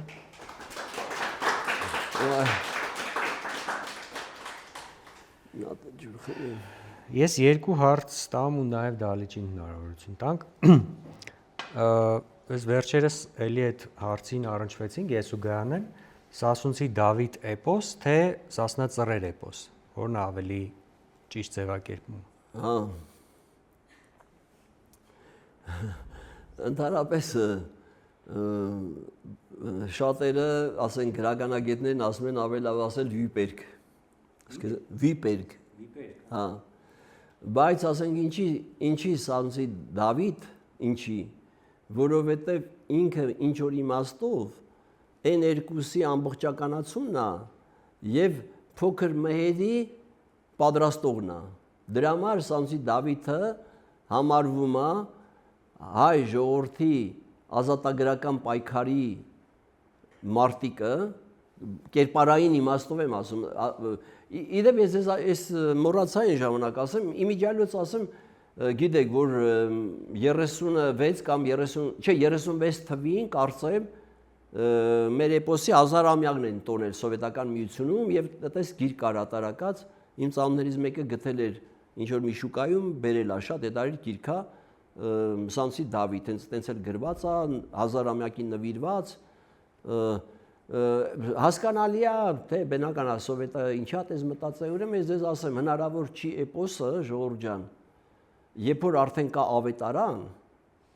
հնարավոր է ավետարանից որոշ գաղափարներ պատմողները սփռտնեն էպոսի մեջ, հնարավոր է, բայց հնարավոր չի էպոսը ավետարանից հետո գրվի, անհնար է դա, ժողովուրդ, դա մշակութային ուսումնասիրությունից, դա ես որպես մաթեմատիկոս եւ այդ խորը այդ ուսումնասիրից ելնելով ասում եմ, հնարավոր չի, ուստի Էպոսը շատ ավելի հին է, քան ավետարանը, նույնիսկ ավելի հին է, քան Աստվածաշունչը, Հազարան բլբուլը շատ ավելի հին է, քան էպոսը, որտեղ մեկը մեկից հետո է առաջանում, բայց որպիսի խաչի մասին մենք խնդիրներ չունենանք, ուրեմն պատմության թանգարանում ես ձեզ ասեմ 9-րդ, 7-րդ դարի Քրիստոսից առաջ խաչեր կա։ Խաչեր, որոնք համարվել են ծիսական խաչեր, այնպես չի։ Եվ իդեպ Գերմանիայում ես մի անգամ Եվրոպա եւ հայկական խաչի տարբերությունները ցուցահանդես եմ արել, շատ մեծ արձագանք գտավ, ես այդտեղ հենց այդ խաչն էի նկարել 9-րդ դարի մեր թվարկությունից առաջ, շատ սիրուն խաչ է իդեպ, այս չափի, կարա գնաք տեսնեք։ Այսինքն այդ որ ասում են խաչը հետո է եկել, ոչ, մենք խաչը միշտ խաչ պատերազմին էդի խաչից չի, էդի մեր կամ հասնուգինին էդի հիմիկվա պատարակի հացուգինուց չի, էդի հին հացուգինին է, հին, հասկանում եք։ Դրա համար ուրեմն այդ ձեր հարցի մեջ ես մտածում եմ, որ դրանք համարյա նույնական են, այդ տարբերություններ չկա, բայց ինքը քանի որ ամբողջականն է, որտեղ ինքը ծնվում է այն հնի վերացումով, հետաքրքիր է, չէ՞, ասենք Նոյը ինչ է, հնի վերացումն է, մի պայմանական ընդունենք, ճիշտ է, սուտ է, ժողովուրդ ջան, դա հեչ կապ չունի, Արարատում իջել է, թե չի, կապ չունի, այդպիսին են մտածել մարդիկ, եւ այդպես էլ ապրել են, նկարել են, գրել են, եկել են, տեսել են, խոսացել են, չգիտեմ ինչ են արել, մեր համար պիտի մենք ազատ լինենք մտածելու եւ հենց տեղ է հոգեվորը օգնում, որ ազատ լինես եւ այդպես մտածել են այդպես է։ Եվ այդ իմաստով տեսեք, մեծ մհերը Իրակինը զոհաբերվեցին, որ մենք շարունակվենք ջրեղեղի նախատեր գաղափարի բանն է։ Չէ, ջրեղեղի կենթանի գաղափարն է, որտեղ ջրեղեղը ավելի էպոսից շուտ է բնականաբար։ Դրա համար ուրեմն Սամսի Դավիթը առանցքային է, կարա լինի Սամսի Դավիթ, կարող ասենք Սամսի Դավիթ էպոս։ Մի քիչ շատ երկար պատասխանեցի, կներեք։ Արդարության մասին ահագին խոսեցինք, ուստեղ մի քիչ իմ համար ճշտող հարց եմ ուզում տալ, բանաձևումը ասեցիք, որ դա սպասավոր լինելն է, եթե ճիշտ եմ հասկացել, այսինքն իշխանավորը պիտի սպասավոր լինի, ծառայի իր ժողովրդին, այստեղ սա պրոյեկտվում է իշխանավորների մասով, թե ընդհանուր անհատի մասով, այսինքն անհատը եւս պիտի ծառայի իր չափով, իր ոլորտում, իր հանրությանը, իր շրջապատին, այս պրոյեկցիան, այսինքն բոլորի վրա, թե զուտ իշխանության մասով։ Ուրեմն լավ հարց էր, ուրեմն այո, պրոյեկտը բոլորի վրա, որտեղ ամեն մարդ իր վրա թագավոր է։ Իդեպ մենք եթե մեր տիրապետում ենք մեր նյութական մտավոր եւ հոգեվոր տիրույթներին, ամբողջապես մենք հռչակում ենք թագավոր։ Եվ երբ որ Քրիստոսը թագավորների թագավորը համարվում, այդ իմաստով էլ է նաեւ, որտեւ եթե դուք հո մարմնի մտքին եւ հոգուն ամբողջությամբ չես տիրապետում, որտեւ ընդ լիքը բաներ կա, որ մենք չգիտենք, ծանոթ չենք կամ չենք էլ զբաղվել դրանով, բայց եթե դու ամբողջական տիրապետում ես, դու դառնում ես քո վրա հաստատված թագավոր։ Բայց որպես մարդ, որ ապագայում դու կատարյալ թագավոր ես լինում, չէ՞, ձգտում ես որ տիրապետես, դու սպասավոր ես բոլորին։ Այդ իմաստով է։ Բայց արդարության մասին ճիշտ հարցեր, ես մի քիչ թերի թողեցի, Դավիթ անախտը արդարության մասին խոսում է։ Իդեպ Դավիթ անախտը շատ հետաքրքիր է, ինքը երկու հանգամանք է նշում, ասում է նախ ամեն ինչում արդարություն, ոնց որ էպոսում է, անարդար բան չկա, ամեն ինչ արդար։ Բայց ինքը ասում է արդարության ընկալման բանաձևը շատ հետաքրքիր ձևով ինքը բացատրում, ասում է մենք ունենք նյութական աշխարհի ընկալում, մտավոր աշխարհի ընկալում եւ հոգեվոր աշխարհի ընկալում։ Ասում է արդարության բանաձևը, եթե բոլոր տեղերում համապատասխանում է այն ճշմարիտ իրողություններին, ինքը իրողություն է ասում, որտեղ կան իրողություններ, որոնք շոշափելի չեն, նյութական չեն, կան այդպիսի իրողություններ, նույնիսկ մեր, ստե ասենք օրինակ համացանցը չես շոշափում, կա, չես կարա բռնես, բայց կա։ Չնայած ինքը շարժում է, մասնիկ է, կարելի է դրան նյութական այնուամենայնիվ, բայց անտեսանելի մասնիկ է, ինչևից է։ Ուրեմն ինքը ասում է, որ այդ բոլոր բաների մեջ արդարությունը պետք է ոչ միտեղ պակասավոր չլինի։ Սա մեկ, եւ երկրորդը մարդը հանրության մեջ պիտի լինի սպասավոր, ոչ թե հանրությունից պահանջատեր։ Այս երկուսը կարևոր է եւ դա ինքը կապում է նաեւ բարության հետ, որովհետեւ բարի մարդը ինչ անում, բարի մարդը ուրիշի օգնում է, չի ասում արի ինձի ծառայի, ինքնա ծառայում, սպասավորում է։ Դրա համար այդ հարցը կարևոր հարց էր, այո, դա վերաբերում է իշխանություններին, որովհետեւ իշխանությունները սպասավոր են եւ հենց դրա համար ընտրվում են։ Ուղղակի երբեմն իրանք մոռանում են այդ մասին, բայց իրանք դրա համար են ընտրվում, եւ դրա համար ժողովուրդը կարա փոխի։ Մյուս կողմից էլ անատը որպես հանրության մեջ ինքը սպասավոր է։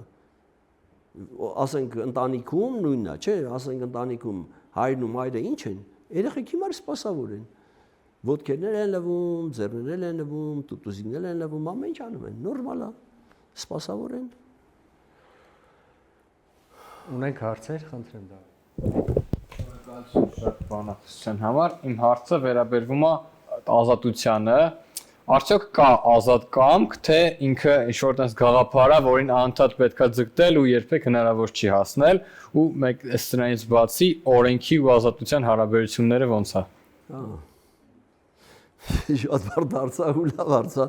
Իդեպ իմիջիալոց ես ասում այդ ազատ կամքը էդի մարդկությունը չի հորինել, դա աստվածային պարգև է։ Դրա համար էլ Աստվածաշնչի մեջ գրած ազատ կամք։ Սա մեկ։ Երկրորդը, իդեպ ես իմ գրքի մեջ ազատության, այս գիրքը անունել կոչվում է ձայն ազատության, ինչի, որովհետև իրականում ազատ կամքի դրսևորումը, որ մարդ ունի, չէ, ինքը ոնց հնարավոր է, ոնց իմանաս դու քո կամքը ազատ դրսևորեցիր։ Ուրեմն ազատ կամքի դրսևորումը կախված է հետևյալ հանգամանքներից, ըստ մեր մշակութային իմացաբանությունից եմ ես ասում, ոչ թե դա ես եմ օրինել։ Պարզապես ես հավաքագրել եմ, տվել եմ բանաձևում։ Ուրեմն մարդ ունի 3 կամք։ Մարմնական կամք,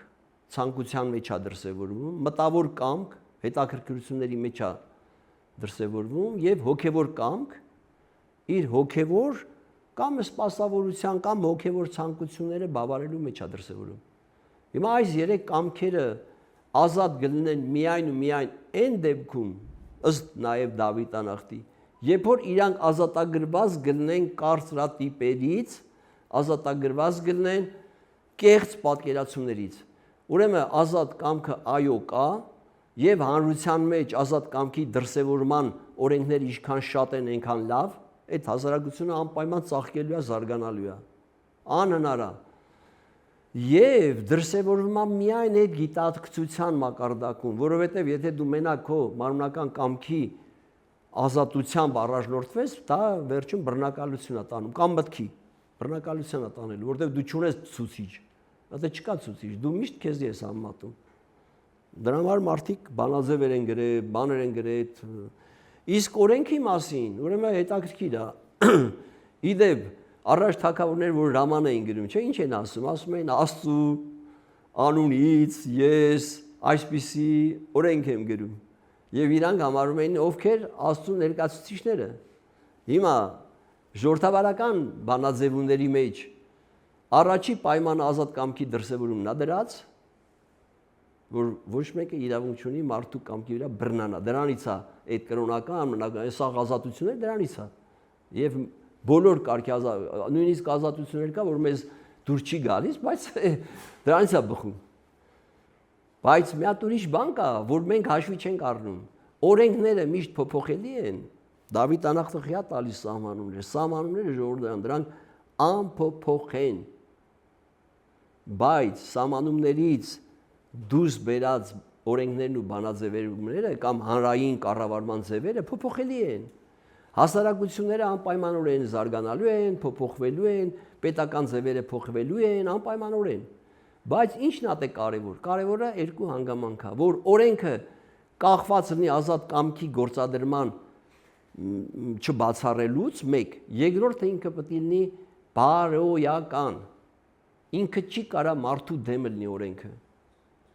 Բարոյականը նշանակում է մարդու դեմ չգործելը։ Հասկանում եք ինչ եմ ասում։ Ուրեմն ազատ կամքը այո կա,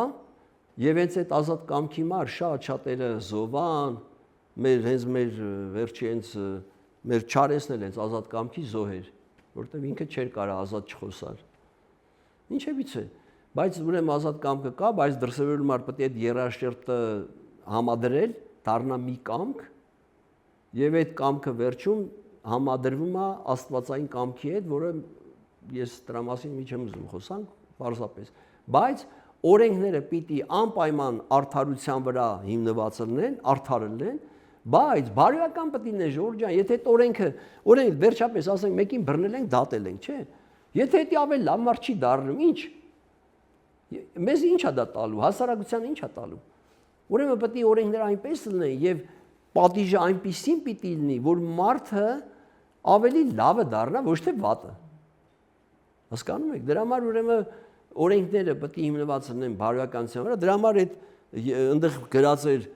հզորություն, իմաստություն, բարություն, դրանք Աստծո ստորոգելիներն են։ Աստվածը ամենահզորը, Աստվածը ամենաիմաստունը, Աստվածը ամենաբարին։ Բայց իմաստունները, քանի որ իրանք նմանվում են Աստծուն, իրանք էլ են ձեռք բերում հզորություն,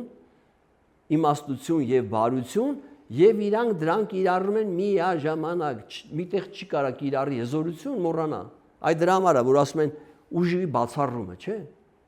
Հա, իմիջիալուց ես գրել է, ուրեմն ուժի կիրառումը արդարության անհրաժեշտություն է, բայց ուժի կիրառումը չպետք է հաջորդ բռնությանը բերի է, բարությանը պետք է սպասարկի,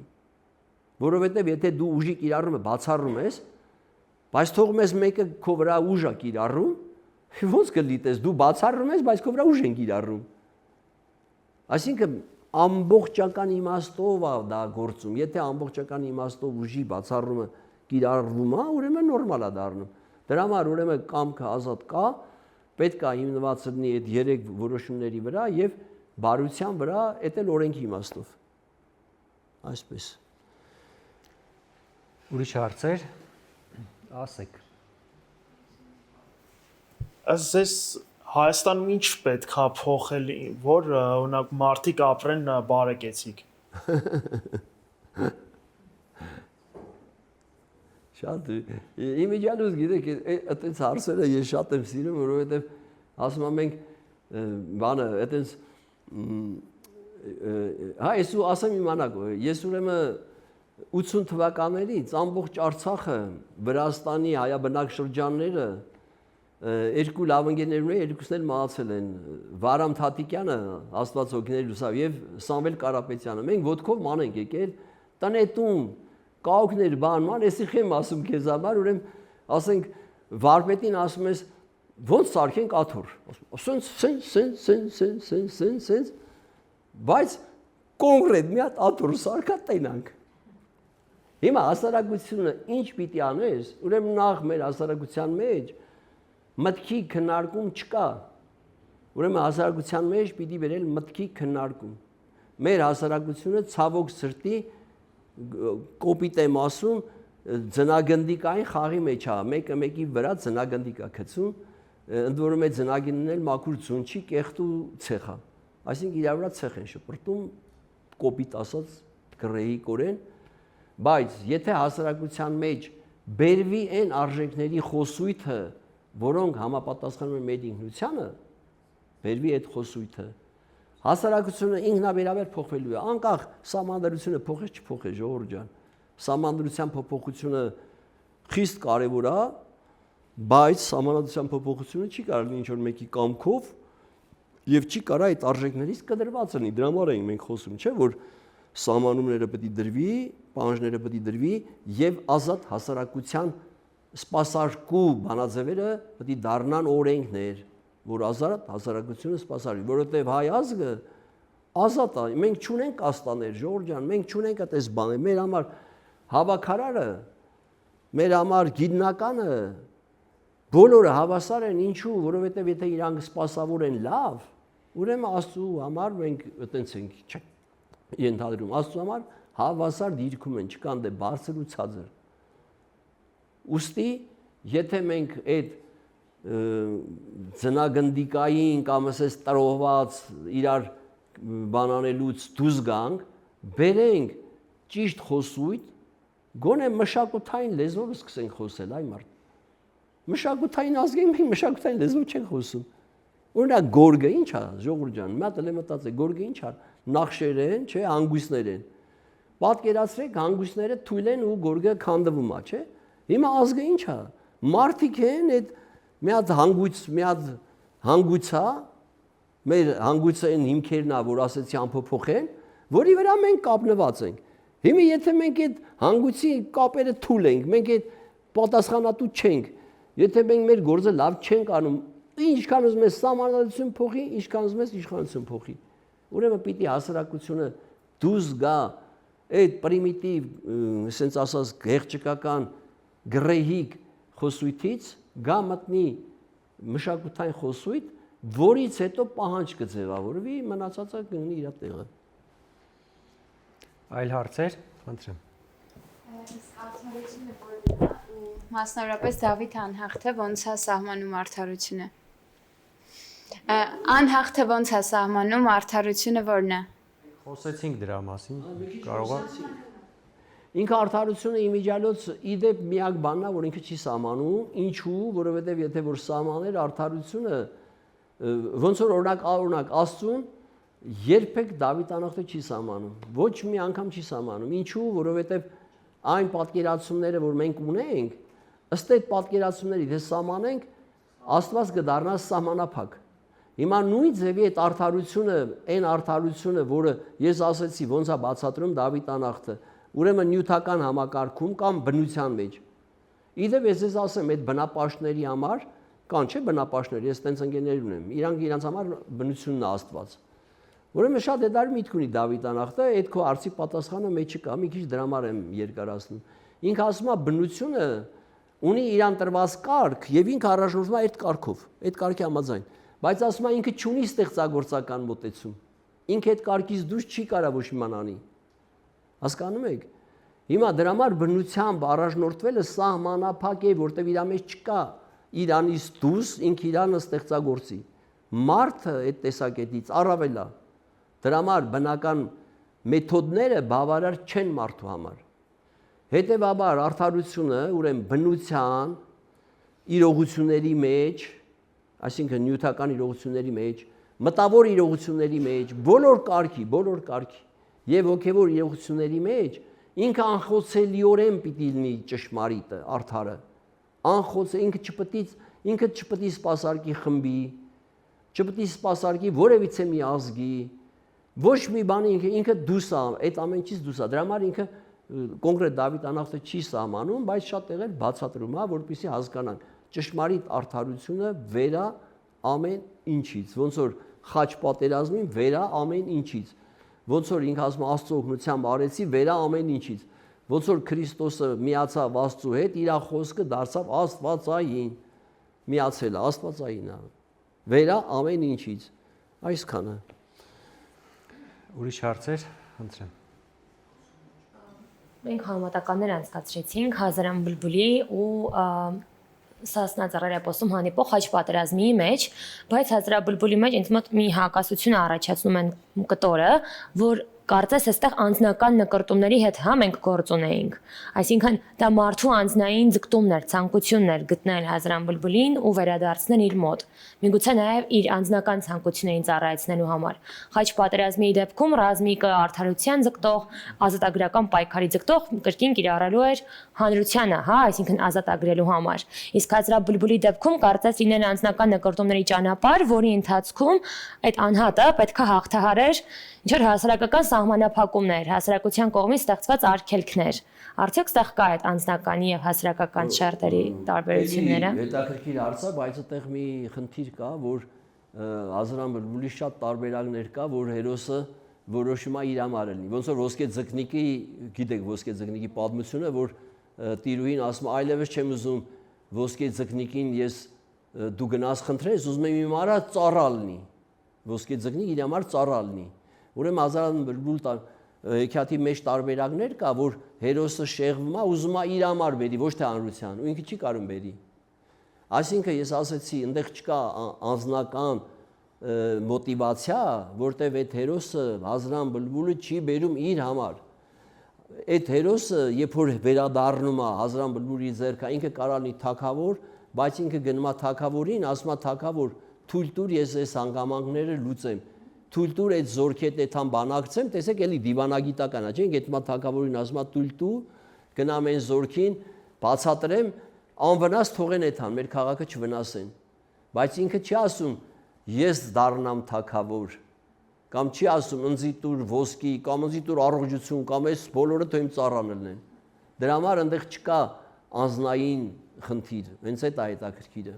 Միգուցե ես այն տարբերակն էի կարդացել, որտեղ ցանկանում է պալատ իր համար կառուցի ու երբեք այդ պալատը ավարտուն տեսքի չի հասնում։ Հա, դա բանն է, Նայիրի Զարյանի տարբերակն է, որ պալատում կախելու մարդ թակավոր ուզում է։ Բայց դա տարբերակներից մեկն է։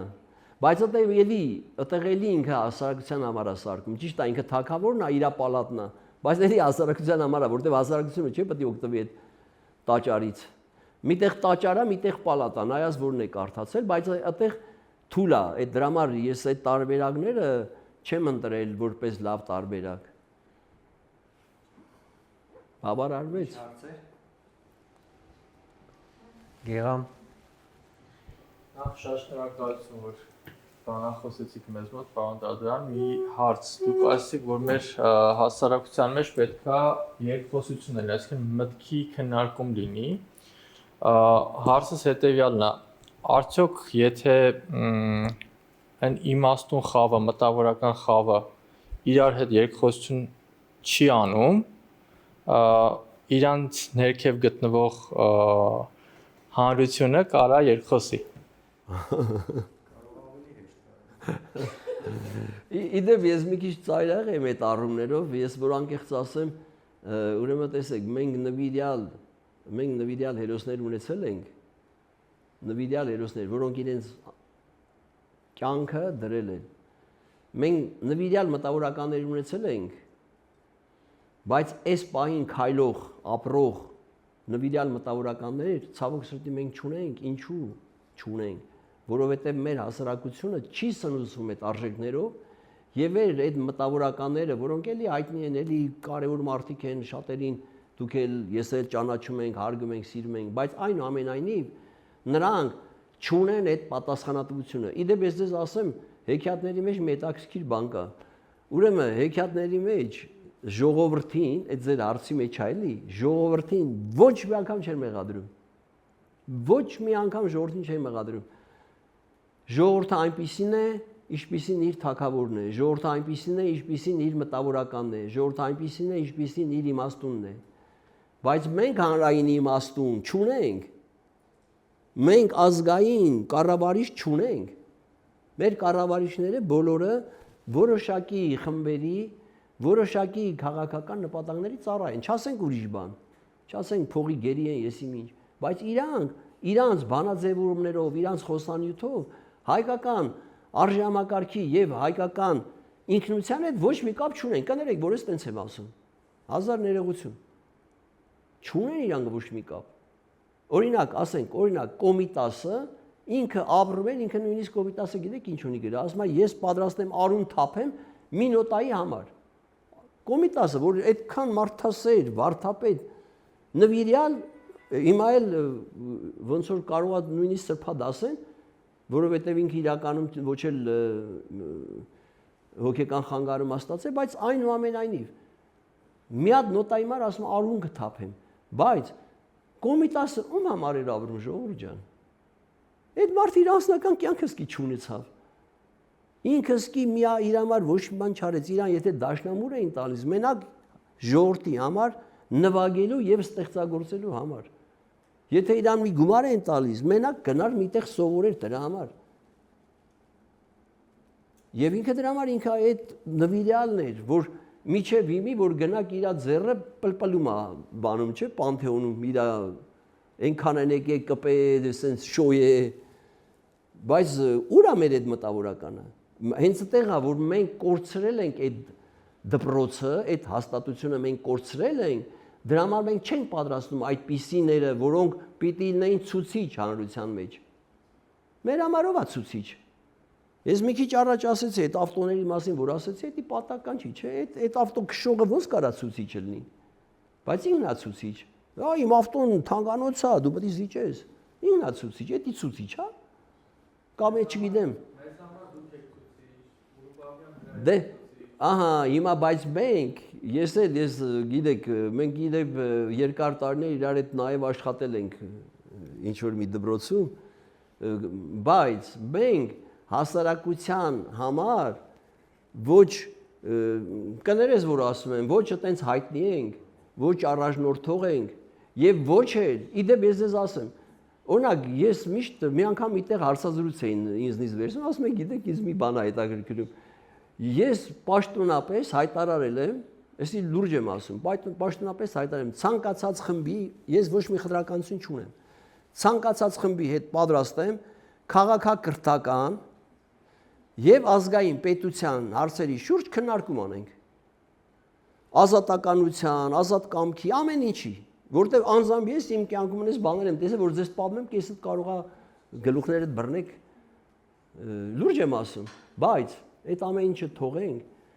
ես հարց եմ տալիս, այդ որ մի հերոստատեսությունը հրավիրեց, որ մենք գնանք բանավեճի։ Հո ես չպետք է գնամ ինձ առաջարկեմ։ Մենք հոդվածներ ենք գրում, տարածում ենք, դասախոսներ ենք կարդում, տարածում ենք, բայց հասարակության մեջ եւ այդ լրատվականության մեջ արդյոք կա այդ պահանջը։ Արդյոք կա։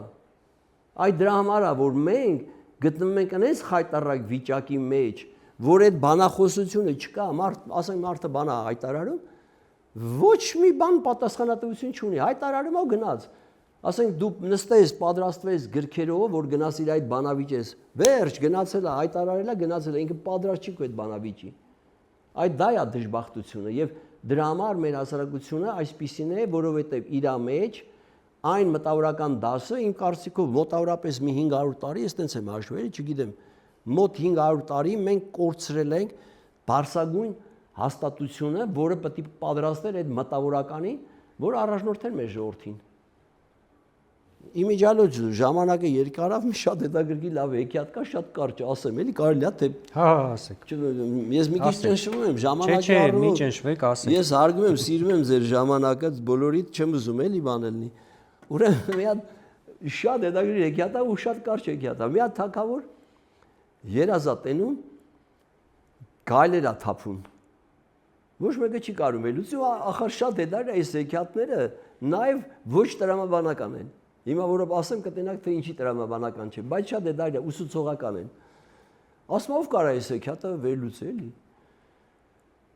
Մի հատ իմաստուն մարդ են գտնում, գաս ասում է թագավոր Աբրասկինա, այդ երազը քեզ ասում է, որ դու քո խմբով գելու կազան եք դարձել, դուք ձեզ կողից չեք նայում։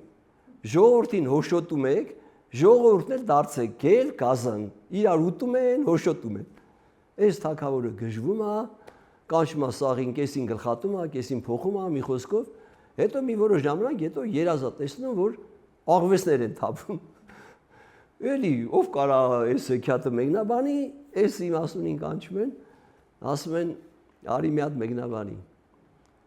Ասում է թագավոր Աբրասկիդա, քո խստությունը մարդկանց աղվես դարձրեց, իրանք թաքուն են անում, որ դու չիմանաս։ Եվաղդ իրար հետ էի կանում, հիմա թաքուն են անում։ Այս իմ էլ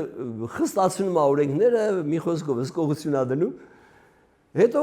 երազատենում, որ գառու բան են թափում, գառներ է թափում։ Էլի գարս այդ իմաստուն, ու միշտ տենց, ով կարա բացատրի, այսինքն տրամաբանական է, չէ՞ կարաս բացատրես արդեն։ Բայց մեկ է հեքիաթը ցույց է տալիս, որ հարցը լուծում է իմաստունը, ժողովուրդ ջան։ Ես ձեզ հարց տամ։ Ես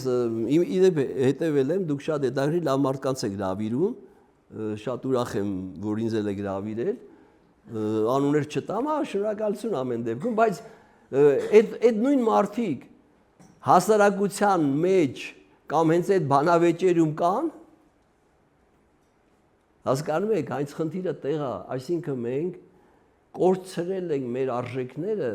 բերել այդ քննարկման դաշտ։ Կորցրել ենք Ժորժ ջան, 500 տարի մենք բարձրագույն համալսարան չունենք։ Եվ 500 տարի իդեպ ես վերջերս գրել էի մեծի փոքրի խնդիրը, այդ ցնորքա, որ մեզ ասում են փոքր պետություն ենք, պետք է խեղճերնենք, մեկը օգնի։ Ցնորքա ժողովուրդ ջան։ Հենց հիմի գոյություններ, պետություններ մեր չափ, մեզնից էլ փոքր, բայց սաղ աշխարհն են կառավարում։ Անունները չտամ, բայց երևի բոլորդ էլ հասկացաք։ Մեկը օրինակ Իսրայելը, Շվեյցարիան կամ Հոլանդիան։ Այն ժամանակ որ մեր վարչապետը անունը չեմ էլ հիշում, ոչ էլ տակ մոռանանք այդ վարչապետը, ասում էր Հայաստանը 1 միլիոն մարդ կարա կերագրի։ Ժորժ ջան, Հոլանդիան այսօր կարծեմ 17 միլիոն է, 17 միլիոն։ Մեր տարածքից մի քիչ էր մեծ։ Արցախի հետ 40 քանի հազար կիլոմետր է։ Հոլանդիան Ռուսաստանին կարտոֆիլ արտահանում, ժողովուրդ ջան։ Ցորեն արտահանում։ Հոլանդիան։ Այսինքն իր ժողովրդին բավարարել է, սպանջի ավրում է ժողովուրդը ու արտահանում է։ Այդ ի՞նչ բաներ է, այդ ի՞նչ խոսակցություններ է։ Մեր սարուկ ձորերը անտեր, մեր դաշտերը անտեր ու կեղտոտ, մենք հայբույ ենք անում։ Հələ մանք տեսանք մեր դաշտերը մի հատ մշակենք, սիրենք, դարձնենք դրախտ, այն ժամանակ ամեն ինչ կփոխվի։ Բավարարեցի ձեր հարցին։ Հա, ինքը մտածելու է, որովհետև իսկապես այդպես է։ Շնորհակալություն բոլորիցդ։